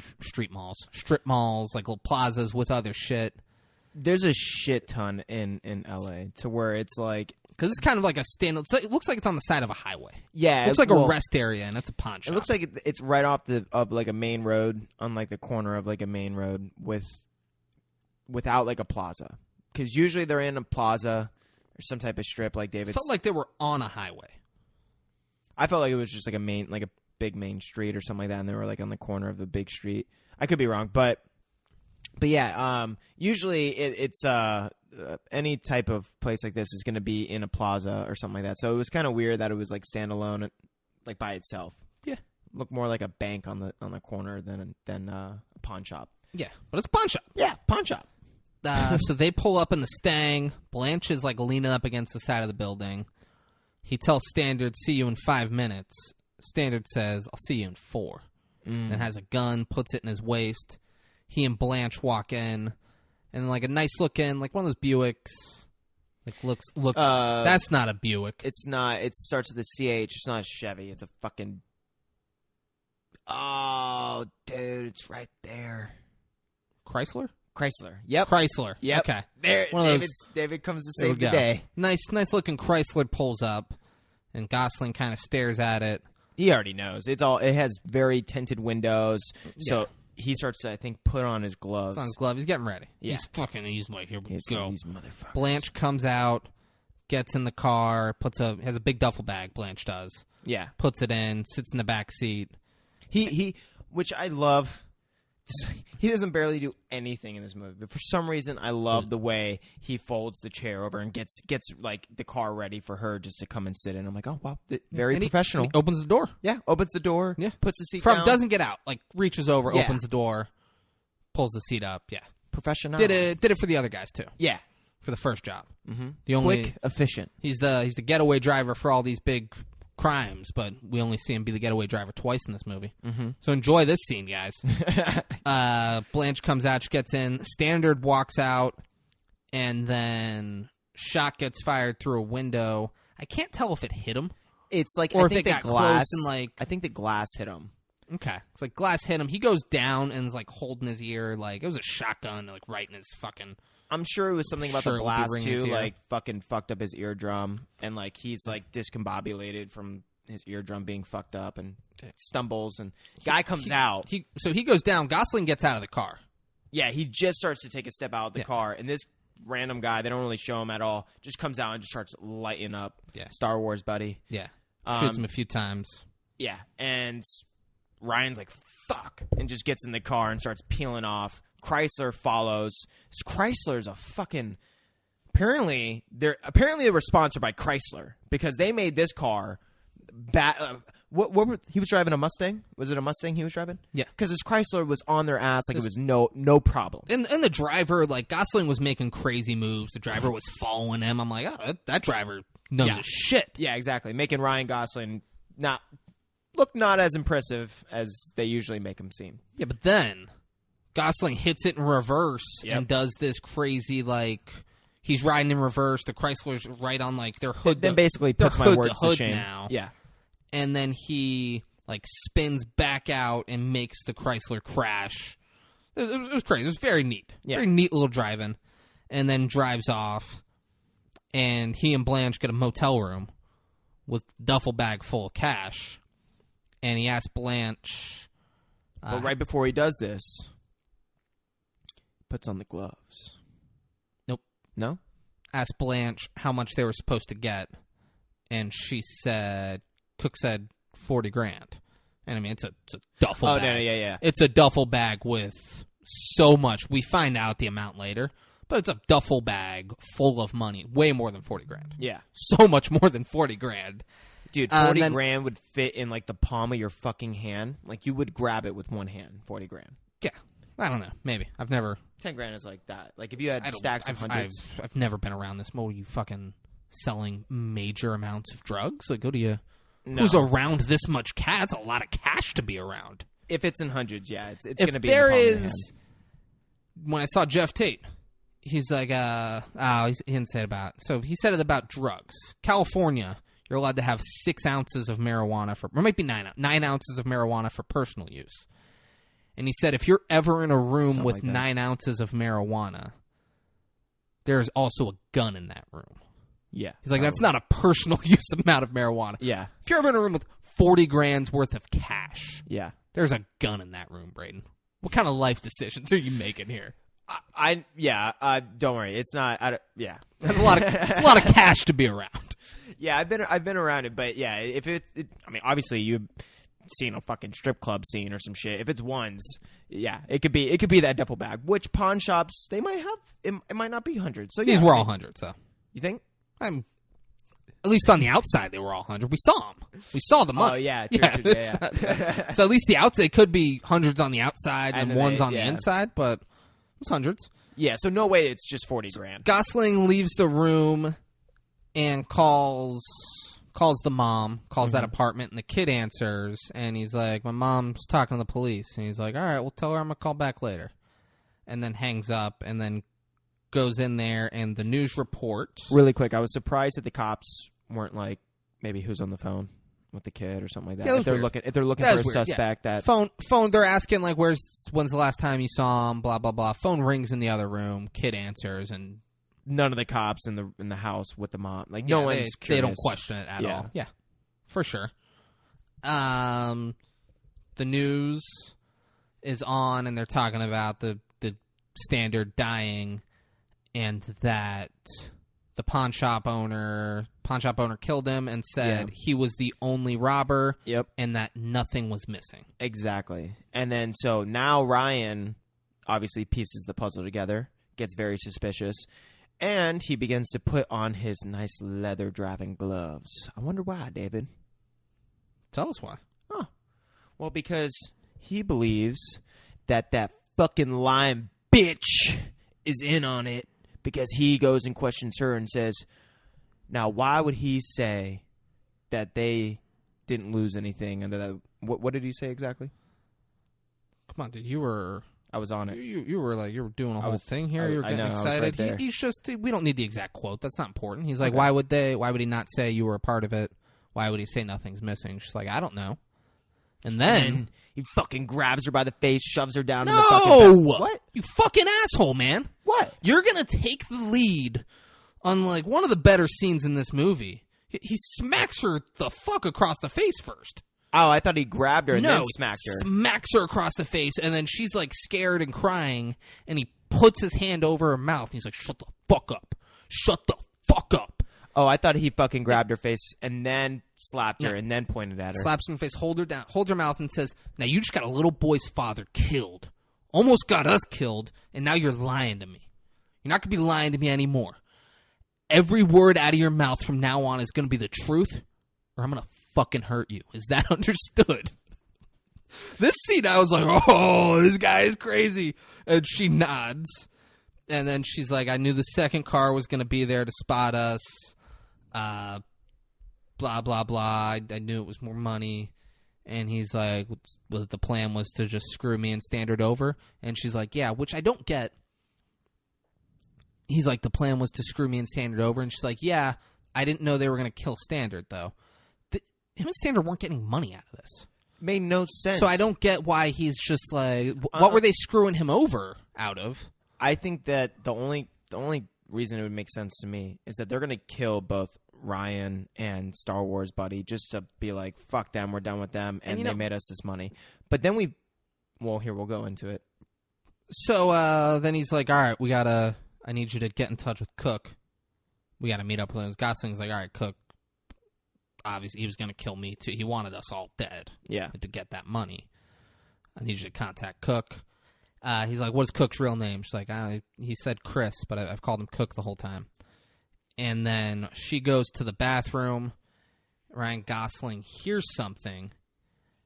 And then, to quote David Straley, she got her fucking head splattered, in all caps. There's a window in the bathroom where she's at, and a guy with a shotgun just creeps up, and boom. And guys, best part of the movie. They go like slow-mo. And we see her head just explode. Like, it is so graphic, so like, oh, that's what it would look like if someone got shot in the fucking head with a shotgun. Yeah. Great part. Guy at the other door shoots in and catches Gosling in the arm, and he like puts up a mattress and then gets across the wall. It kind of goes slow-mo and it's kind of quiet. Guy over by the bathroom like breaks out the rest of the glass and goes in. Gosling comes over, fights that guy, pulls off the shower curtain rod, breaks it in half, and stabs him through the heart with it. It's fucking graphic. It's almost cartoonish how much blood just spews out when he does it. Yeah. I mean, you stab someone in the heart when their adrenaline's pumping, I assume blood spews out. It's probably very accurate, but it was crazy. And then has the shotgun and gets the drop on the other shotgun guy and just shoots him in shoots him in the chest with a shotgun. Yeah. Reminds me of what I do in Warzone. If anyone wants it, break A47 all day. Go ahead. Wait. Nope.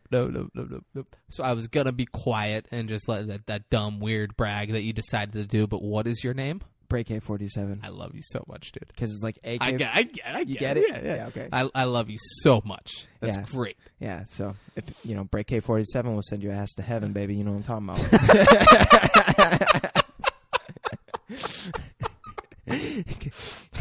Catch the fixing, baby. So, Gosling calls Cranston, and he's like, I need help. He goes to the garage. Cranston has a guy there who's taking the fucking shotgun shell fragments out of Gosling's arm. Cranston keeps bringing up, he's like, so what'd you do with all that money? Because I'm just kind of thinking about everything we can do with that money and all that stuff. Like, he brings up a couple times, and Gosling's like, hey, drop it. He's like, all right, fine. And then walks off. Oh, man, it must be so lonely in that world of his. Gosling goes to Cook's strip club. We get to see some titties. Titties! He asks a stripper. Stripper's like up there leaning against the wall texting. He's like, where's Cook? She goes, in the dressing room. Exactly like that. And he goes, where's that? She goes, it's over there. Like, just so annoyed that he's asking her. Which I guess would almost be an accurate response. I mean, probably really annoyed with just dudes heckling, probably. Oh, hey, where's Cook? I assume Cook runs the strip club. Oh, Yeah. he's in the dressing room. No, yeah. She was the first person that's seen. It wasn't like in the actual strip club. It was in like a hallway Yeah. to the strip club. She needs to be the face of that business. She needs to be like, hey, thanks for coming to Diamonds. What can I do for you? Oh, Mr. Cook, he's in the dressing room. Is he expecting you? That's how she needs to react. That is how she needs to react. She doesn't. Cook's like sitting there. Gosling comes up and just starts hitting the guy's hand with a hammer and then has him on the ground, pulls out the bullet, puts it on his forehead, and is going to hit it. And he's like, whose money is that? He's like, oh, they're going to come get it. And then Gosling goes to him. He's like, wait. He goes, someone get Clay from Sons of Anarchy on the phone. And... Well, I just love the way that the strippers are reacting because they're not. They're just like watching. Just yeah, like, a couple of them just walk, like, get out of the way. They're like, I don't want to. But the rest of them, they're literally but sitting in a circle like around him. Even the ones that get out of the way aren't like running scared. They're just like, oh, let me just make sure I'm not like collateral In the damage to way. this. Yeah. Yeah. Like, let me get over the side. I think this is normal. It's great. I'm like, dude, just because you're a stripper doesn't mean like you'd be. Dude, these girls look like it was a normal. They're used to other it. night. That Yeah. shit happens. They're like, whatever. Another dude with a hammer. So someone calls Clay, and while they're doing it, he makes the guy swallow the bullet, I think. Oh, he makes him choke on it. Yeah, he shoves it down his throat? Yeah. Okay. That's what it felt like. That's how he dies. Yeah. So he makes this. Does dude he die there? Yeah, he dies. He sits there and fucking holds, and the guy's choking on it, and that's how they end that scene. I think I could swallow a bullet. They made it seem as if he died on that bullet. But right? But that's like what it was, like a 2-inch bullet? I think I could swallow a bullet. Probably could. Right? It wouldn't be fun. I would really, if you wouldn't put it be in my fun. mouth, It would suck. I would kind of like get it nice and like lubricated. Then I would swallow it. Just can't have a dry bullet going down. Yeah, but right? Like I think it's doable. It would like kind of suck getting it down. You definitely could swallow it. Yeah. And then it would suck passing it. Yeah. Right. Do you think that's going to be able to go through like your? You're not gonna. It's gonna come out as a bullet. It's not gonna digest. No, and come not out that. as I'm shit. not saying that. Like, do you think it's going to be able to go all the way through though? Like, even though it's not going to be digested to the point where you're going to poop it out. I think so. Yeah. Yeah. Okay. Yeah, because people swallow stuff. Yeah. And poop it out. Like a small battery, like a circle battery, like a watch battery. I would have loved it. She won't stop swallowing batteries. Well, I would have loved it if, when he was choking on it, if he would have just bashed him in with the fucking, like, as he's choking on the bullet, just, like, struggling. That's I wish there would have been a hammer moment. Yeah, and just would have hammered his... You're gonna show all that gore in the scene before, and then you're not gonna have him hammer the dude's face. No, he doesn't fucking die there. He does not swallow. We see him later. We do? Yeah, we'll get there. He's not fucking dead. Not at all. So then how do they end that scene? So he gets handed the phone, and he's like, let me talk to Clay. And the guy's like, yeah, he's not here. We're closed. And he said, I don't think he'd be happy if he missed this call. I'm like, why's that? He's like, I have something of his. And they go, what do you have? He goes, $1 million. He goes, please hold. And then he puts Clay on the phone. Puts Clay on the phone, and he's like, what, do you think I'm going to buy my own shit back? And he's like, no, I'm going to give you a time and a place, and you're going to come get it. And he's like, the people you're working for are okay with this? And he's like, it is what it is. And Clay's like, you're not too good at this, are you? And then he hangs up. So the dude did swallow the bullet. Yeah. Swallowed that shit. Oh my God. Then Gosling then shows up. Gosling shows up at the house. What house? Don't fuck with me, David. I'm seeing we have more stuff from David Straley coming up. You're not doing your job over there. I gotta pull double duty here while you just sit back and watch the fucking show, Braden. Listen. Tell us about the music. Huh? Let's talk music. All right, so there was in between this time there was one more song that was being played. Let's hear it. It was called "We Own the Sky" by M83. I mean, they do own the sky. Yeah. If we're being real here. Come on. M83 owns the sky. And honestly, M83 is like one of my favorite bands, so you guys should definitely go check them out. So Gosling shows up, and he's like, hey, can we talk? And she's like, I can't. I have to go to work. She's dressed... Guys, her husband, the father of her son, just was murdered. Yeah.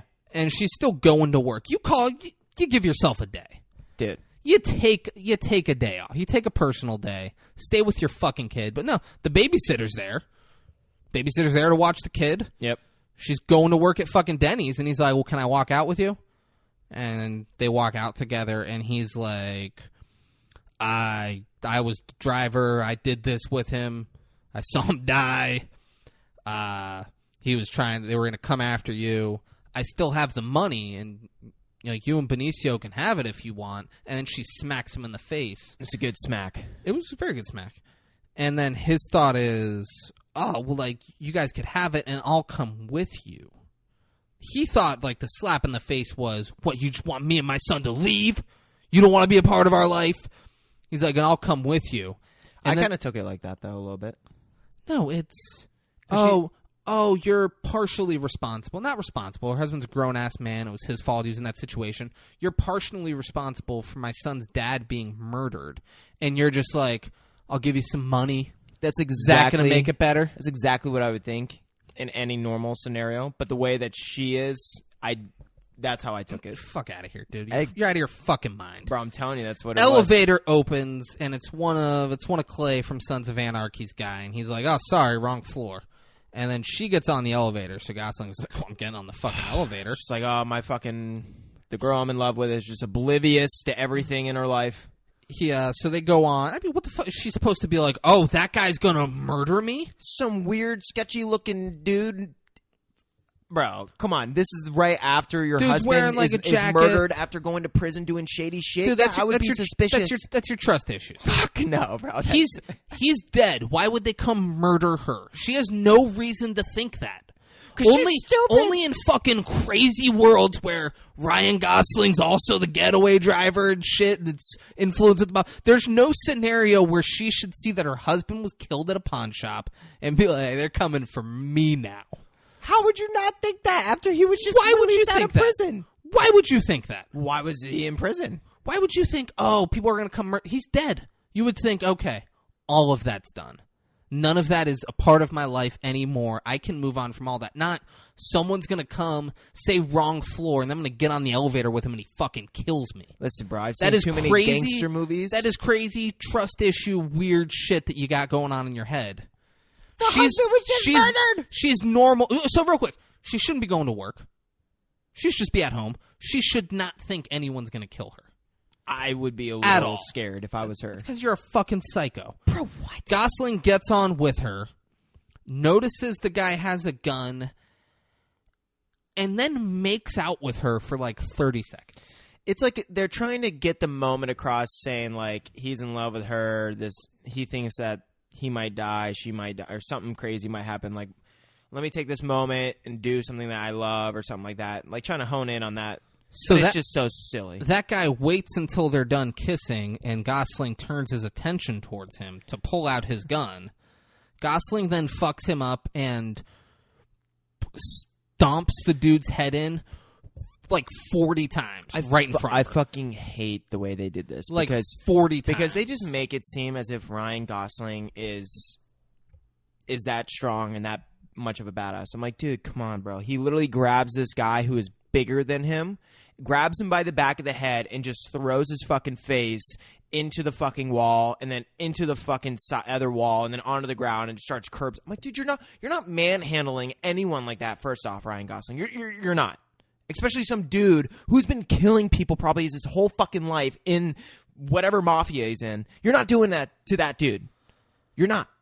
Well, he did, Braden. All right, he fucking did. Yeah, and they did show his. David Strelly has a note on this. He said that dude deserves to get his head fucking curb stomped if you have a gun and wait 45 seconds for them to stop making out. Yeah.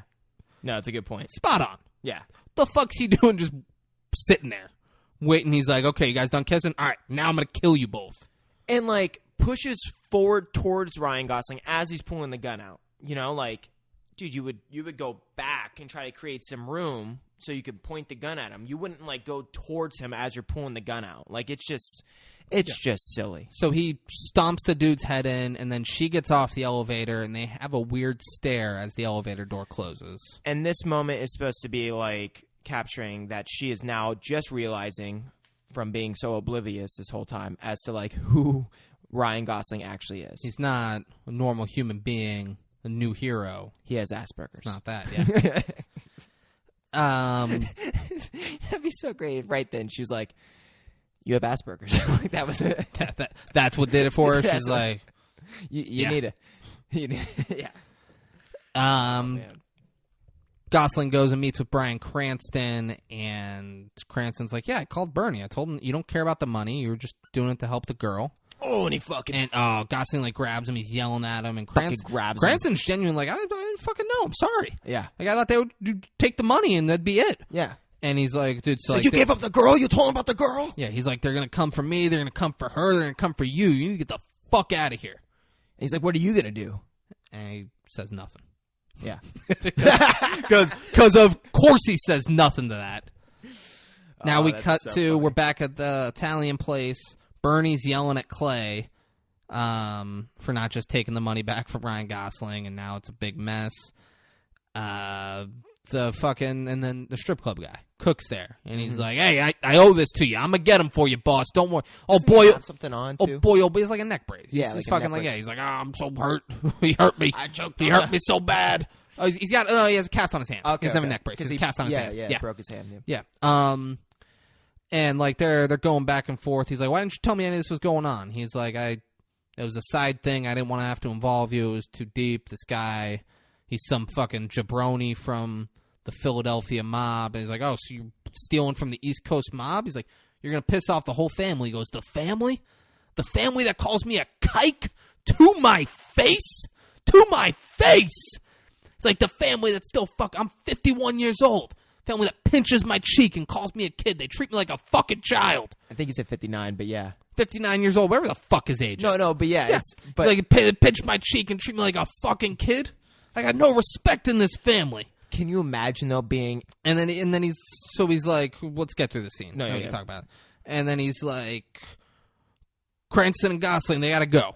He's like, they're the only two people that can connect me to this robbery.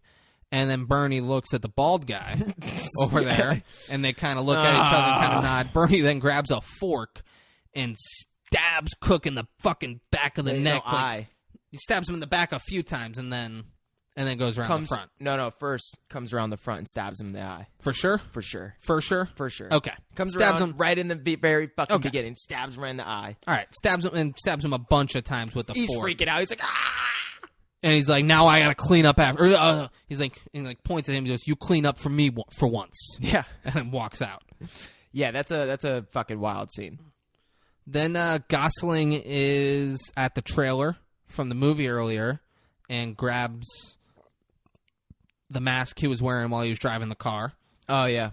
Mm-hmm. Big face mask. He grabs that. And then we see Bernie is at Bryan Cranston's shop. Yeah. Cranston has a duffel bag. He's getting ready to leave. And Bernie's like, hey, where are you going? And he goes, he's like, I didn't know any of this was happening. It's so fucking crazy. He's like, where's your driver? And he goes, Mexico. Or was it Belize? So he lies. He covers for Gosling. He's like, he left the country. And he goes, all right. And then he's like, I was excited about this. You know, my name was going to be on a race car. We were going to be a team. It would have been great. And he's like, I know, I'm sorry.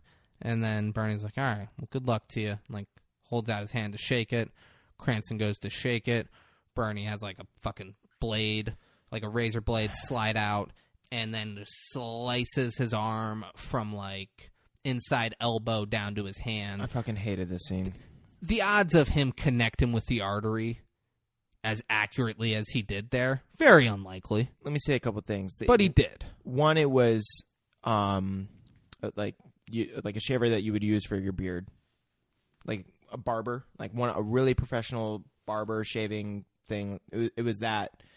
And another thing is, Do you have an issue with it being that Brian was wearing like a fucking jacket or something, bro, like some full length thing to where it's like thick enough cotton to where that thing was probably sharp, but for you to just for someone, so it's like you're grabbing his hand, and for you to be able to slice his fucking arm open through the, not that it's just through the cotton, but the fact that it's not like his arm is down on a table. It's like, dude, your reaction, no matter if you were letting it happen or not, you would fucking pull away. You know what I'm saying? It's like, to me, it just seemed like a little much. Like, and it's like, dude, if it's Brian, And this is the one dude. And yeah, you might have a broken pelvis before or some shit, but like, why are you such a pussy, bro? Like, bro, if it's that dude, I'm like, and if I'm already about to flee the country because of this guy, I'm gonna fucking kill him in my fucking shop, bro. I'm gonna kill that motherfucker. That's my trust issues, David. Yeah.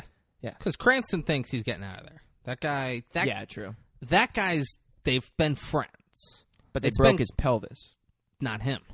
But like he had him get his Cranston started doing jobs for Clay from Sons of Anarchy. Yeah, but I thought they and was worked upcharging together. him. So like Bernie was not like it was like a side thing. That's how he said. He's like, when he worked for me, I knew he was upcharging me. I didn't care. So is Bernie? I let him. And Bernie and Clay are partners, but they're not.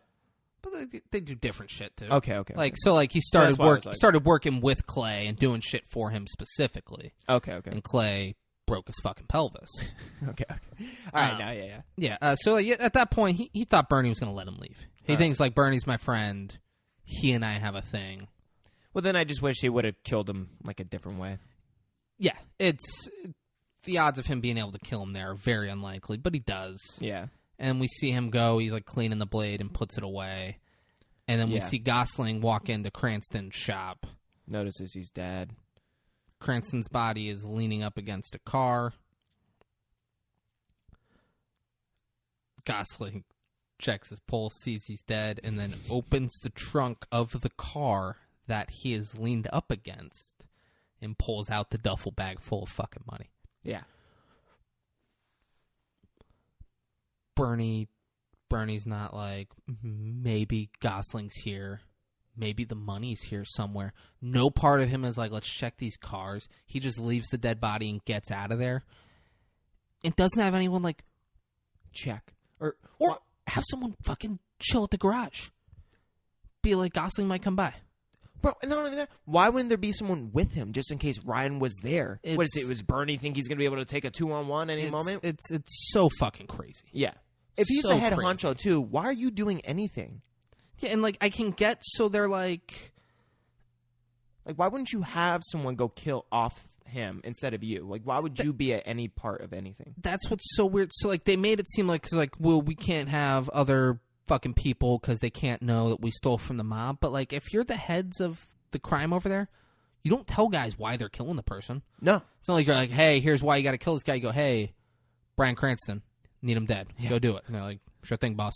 And they even fucking the fact kill that him. they killed the dude in the pizza shop. Like, what if there was like?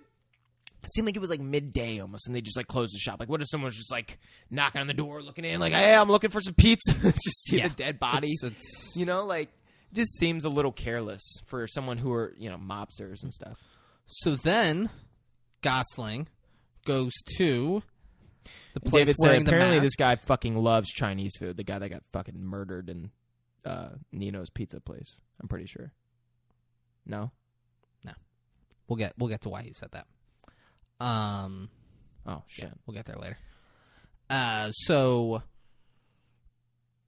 Gosling is wearing the mask. And guys, the mask, go look it up. David said the mask looks like something. Yeah, he said his mask looks like if all 4 of the king's faces were morphed together. I don't know, what are the king's faces? What's the name of our podcast? Oh, I thought you meant from something Who else. are the 5-6 kings? Yeah. I assume he means you, me, Braden, and Nick. Or you, me, Corbin, and Nick. I thought you meant from like some movie or something. No. Oh, It means from that. I think it looks like Sloth from Goonies. It looks just like him. And he just goes and stands in the window of the pizza place with that crazy fucking mask on. Doesn't look like a fucking person. No one notices him, and he just stands in there and stares in for a little while and sees Clay in there, and then it's like goes it's back closed. to his car. It's like closed, but they're having like a little. It's little closed, but party they're get fucking together hanging or out, something. laughing and Yeah. shit. Yeah, it's whatever. They probably owns a pizza place. Probably like They got done with like some party or something, or like ball. I think they Whatever went the to. fuck it was. Yeah, because they were in suits and stuff like that. mob people wear suits. He then follows Clay's car. Yeah. And like speeds up, hits their car so it spins out, and now they're on the edge of a cliff. The driver gets out, looks around, and then gets back in. Clay's like, all right, let's get out of here. And then as he says that, we see the lights of a car, and a car's coming real quick, and they hit the car, the side that Clay's on, and it flies off the cliff. Which just happens to be right at the beach. Yeah, right at the beach. Beautiful. Yeah. David Straley said something about that. Chauffeur got murked for no reason. Driver on driver crime. You hate to see it. Yeah. Hate to see it. Poor fucking driver. Yeah. Like, Gosling just killed that guy. Gosling then walks down the cliff. He's wearing the mask still. Makes no sense. Wearing the mask. Clay's like trying to get away, but hits the ocean, and Gosling goes in and drowns him in the ocean. There's no reason for him to be wearing that mask. Yeah, David says, what was the mask at the end? It paid no dividends and was probably a fucking detriment of all he used it for was to ram them off the road and off of a cliff. Yeah, so, yeah. Did that, and then took credit for the murder, because then calls Bernie, and he's like, you know the story about the frog and the scorpion? He goes, well, your partner didn't make it across the river. And there's a big significance of that because his jacket that he wears in like the entirety of the movie, there is a scorpion on the back. Yeah. Do you know the story about the frog and the scorpion? No. It's like a frog is given a scorpion, like... it's the message is kind of like, don't be too trusting. Yeah. Don't be too trusting and helpful, because the frog's take a mile. The frog's giving the scorpion it's swimming across the river, helping the scorpion the other side, and the scorpion stings the frog and kills it. Yeah, see, David? There you go. You got to learn the hard way, just like I did. So Bernie is like, we want to meet. We should meet, and he's like, why the fuck would we do that? Gosling on the phone. He goes, because me, you, and your girlfriend are the only players that are left. That good enough reason? And it's like, that's not true. You could hire, like, there's probably 100 people that work underneath you. But what he said, they're the only ones who know about it. Yeah. I get it. And it's subtly being like, I can go kill your girlfriend. And I get it. Yeah, I get it. He's threatening him. Yeah. And then he says, let's meet at this restaurant, The Great Wall. You familiar? That's why David's like, this guy fucking loves Chinese food. Oh, okay. He's the same guy that was eating Chinese earlier, and then he's like, let's go meet at The Great Wall. Okay. Yeah. So he's like, let's go meet at this restaurant. Gosling's like, all right, I'll do it. And then he calls the mom, and he's like, hey, you don't have to say anything. I just want you to know I got to go somewhere, and I don't think I'll be coming back. But getting to know you and your son for the last however long, I don't think he says a time. Yeah. Getting to know you and your son is the best thing that ever happened to me. I don't know. She's on the phone. I don't know if he left the voicemail or if she answered and now she's not saying anything while he's talking a whole bunch. Yeah. Because she says nothing with the phone up to her ear. And what came into my mind was like, not that like it wasn't great to probably meet them and, learn about them and stuff like that or build a relationship connection with them. But dude, you didn't have anything else that was better in your entire fucking existence than like, you didn't even have a fucking conversation with basically either of them. You know what I'm saying? Like, it was just, she's the love of his life. No, yeah, I get it. But that's fine, what he said. Yeah, but I don't know. Just like they should have like. You want him to be like, well, like it was the best thing other than that time in travel baseball. In travel baseball, when I hit that walk-off double, and everyone was so excited to clear the benches. Like, that's number one, but number two is meeting you and your son.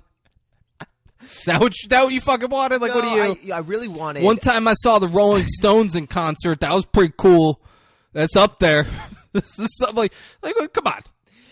What I really wanted was more, like something more between them. Like they didn't even have sex. Oh, for sure. I mean, they might have. Who the hell knows? But that's what I'm saying. Who the hell knows? They just do quick little montages of them like riding in the car and holding hands and playing with the kid. And Dad's picture's always looming in the background. You have no idea what their fucking relationship was. Yeah, but apparently greatest thing that ever happened to him. They just make it seem like they didn't do shit over the course of their relationship. Yeah. And he's not really a getaway driver. Yeah. For crimes. He's a mechanic who drives sometimes. Who needs the money. Yeah. And will do stuff because he's desperate. He's baby driver. He's baby driver. But, so something else I forgot to say, significance between them and Baby Driver. Baby Driver listens to music. He puts in his AirPods, wherever, and like listens to music as he drives. What Ryan Gosling does is he listens to fucking baseball games or whatever the fucking whatever was on. It was like the radio or some shit. Come on. What was it? You lived in L.A. What goes on at the fucking Staples Center? Basketball. Yeah. Was it basketball? Okay. Yes. I didn't know it was about the Staples Center. It was a Clippers game. And they met at the fucking Staples Center. So he's playing this as if like that is like that is like the motivation. It's like, okay, he's going up for the layup in 3, 2, and it's like Ryan Gosling hitting fucking drifts down the fucking street, going around people really fast, and it's like, oh, okay, this is what gets him going. Yeah. Gets me going too. Go Clips, baby. You know, Clips. It's kind of weird to me, but yeah. So Gosling walks into the restaurant and sits at a table with Bernie.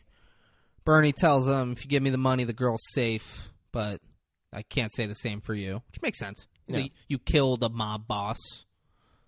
Like, you will never be safe. You can't just do that.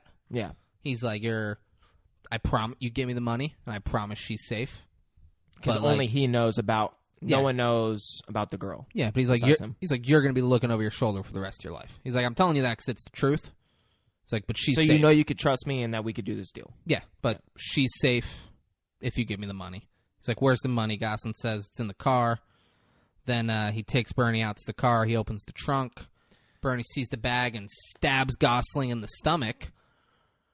So silly. Gosling then stabs Bernie in the neck.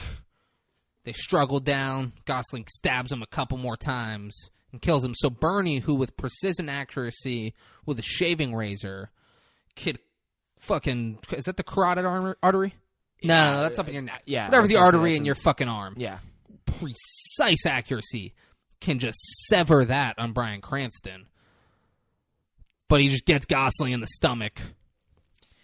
It's just like every part of that is just, it's so fucking dumb, dude. It's like... So, let's finish this and then. Yeah. Gosling kills him, and then he's sitting in the driver's seat for like 40 seconds, eyes wide open, looks dead, and then takes a breath and blinks, closes the door, puts the car in gear, and drives off. We then see the mom go to Gosling's door and knock on it.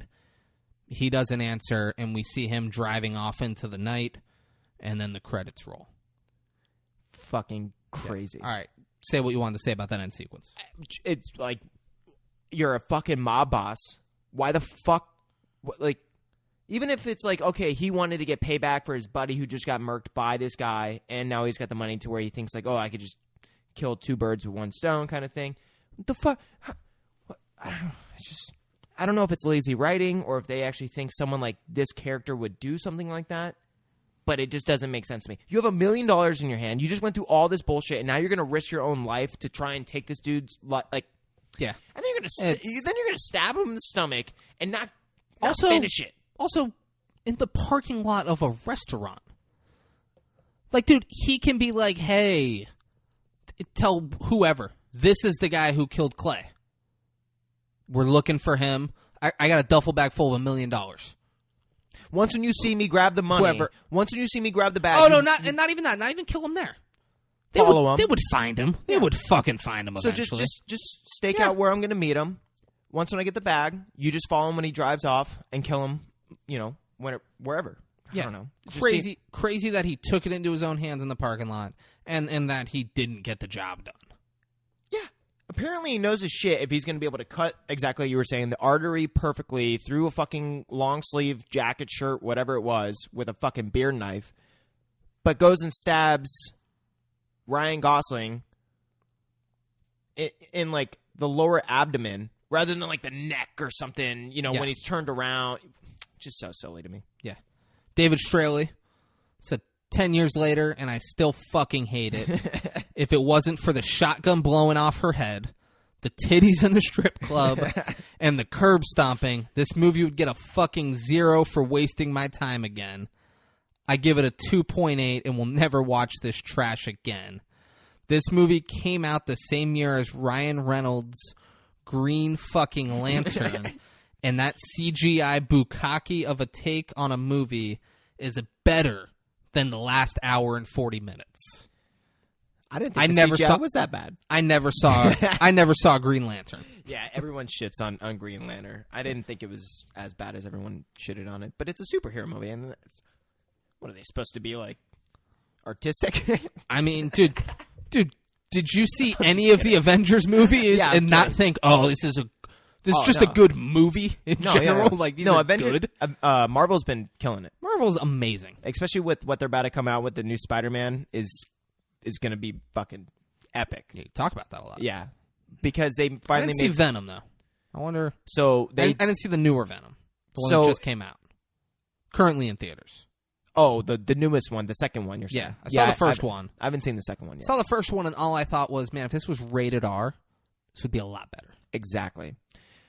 One good thing about it is that they just made it to where Venom is now in the universe. So something happens, and this isn't spoiling anything. This is already like common knowledge. In Spider-Man No Way Home, he tries to undo everyone knowing that he is Spider-Man because that's how the last Spider-Man ended. No Way Home is the name of it? I think it is, yeah. Dark name. Yeah. Because the reason why there's No Way Home is because it's like, I guess, the mesh of all the multi-universes. It's making it seem like there's no way back home kind of thing. So Doctor Strange tries to basically wipe everyone's memory that like everyone found out who Spider-Man is, Peter Parker. And then as they're doing this spell, Spider-Man fucks it up to where it fucks up the spell and basically creates like madness within the multi-universe, which is for Doctor Strange new movie as well. But over that movie, it's gonna like Sony, I guess. They're making a new Doctor Strange movie? Yeah, Oh, sick. and it's gonna be called the Madness in the Multi-Universe. Madness in the Multi-Universe. So it might be they think that this Spider-Man movie isn't gonna really have an ending because they think it's gonna correlate to Doctor Strange's movie. But apparently, we're gonna get all of the Spider-Mans in this one movie.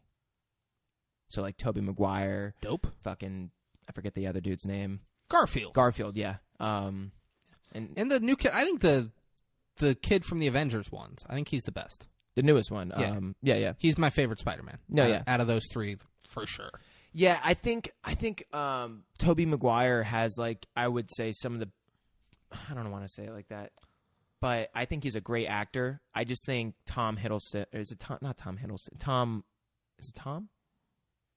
I don't know the actor's name. Fucking kid's name. Well, I forget his name. Spider-Man. Toby, whatever. Yeah, he's. I think he fits the role overall the best because he's like that shot, like his look, his voice, his attitude, everything is just perfect. I think, Tobey Maguire murdered a guy with a fucking lead pipe. Yeah. In Afghanistan. Right? Tobey Maguire's a fucking monster. Yeah. And then goes back and yells at his kids and is like, "You fucking my wife. You fucking my wife." Destroying the kitchen. Yeah. He's out of his fucking mind. Yeah. Tobey Maguire should not be in pictures after that. Guys, I want to thank David Straley. Yeah, I want to thank David Straley for this movie. I didn't hate it quite as much as you did, David, but I did not enjoy this movie. I'm kind of on the same page as you. Yeah, David, I'm right there with you. If it wasn't for, blowing off her head, the titties, the curb stomp, plus for me, the soundtrack, then yeah, I would have given it Soundtrack and the vibe, bro. The vibe. You're going to not say vibe? Honestly, the aesthetics. I did not comment on this enough. They have a bunch of really cool. They have a bunch of. I did not comment on it enough. No. The one thing I did not comment on really was their shots. They had a bunch of really cool shots of LA. There's times when he'd be driving and they would get these wide shots of LA that were just beautiful. The aesthetic, baby. You said that. Did I? Yeah. Okay. But David, thank you for that. Guys, next week we're in a weird little thing here. So it's Braden and I are both picking this movie. Yeah. So next week's our last one before Halloween. And to celebrate the 25th anniversary, Yep. we're going to be doing the original Scream. Look at that. Look at that, guys. We're doing Scream. What up? What up? That's a scary movie. A scary movie. Yeah. But it's Scream from Scary Movie. Yeah. Yeah. Yeah. Yeah. Yeah. We're going to be doing the original Scream, starring former WCW champion. I'm fucking spacing on that dude's name now, and I feel like David Arquette. Starring former WCW champion David Arquette. I can't wait to do it. And guys, if you want to watch it, you should. 25th anniversary, Halloween's coming up. Yeah, join us This for is the a holidays. spooky movie, guys. You can watch it free. They show it on AMC. I imagine they're going to be showing it a bunch. Yeah, coming up you'll to probably Halloween. just find it right on. It's on AMC for cable TV. Mm-hmm. If you have a premium subscription to Sling TV, to Fubo TV, or to Philo, I don't know what Philo is. The fuck If you're are these subscribed names? to any of those three, you can watch it for free with your subscription. You can rent it on Google Play or Vudu for $2.99, or rent it on Apple TV for $3.99. Guys, Apple doesn't have enough money. You should give them that $3.99. Yeah, you know, Apple needs it. But guys, that's Scream. Well, that will be Scream. That's Yeah, where you will can be watch Scream. Scream. This was Drive. This was Driver. Unfortunately, this was Driver, guys. no Drive. Drive? Drive. Not Driver? No, just Drive. Yeah. Yeah, just Drive. Drive. With Ryan Yeah. Gosling. Yeah. This was Drive, unfortunately. Would have been better if it was called Driver. I would have liked it better. And it's like Baby Driver is like the sequel. In a That would have sense. been great. It was a Right. prequel. Yeah. Like, yeah, prequel. Yeah. Guys, thanks for listening. Follow us on social media at 56Kings. That's FIVESIXKING. S. Send us an email, 56Kings, spelled the same way, at gmail.com. Let us know what movie you want to hear us do next. We have suggestions in the chamber already. Oh yeah. You guys can beat those suggestions, though. Yeah. Let's fucking hear them. Mm-hmm. I want your ideas. And we'll get back on it, guys.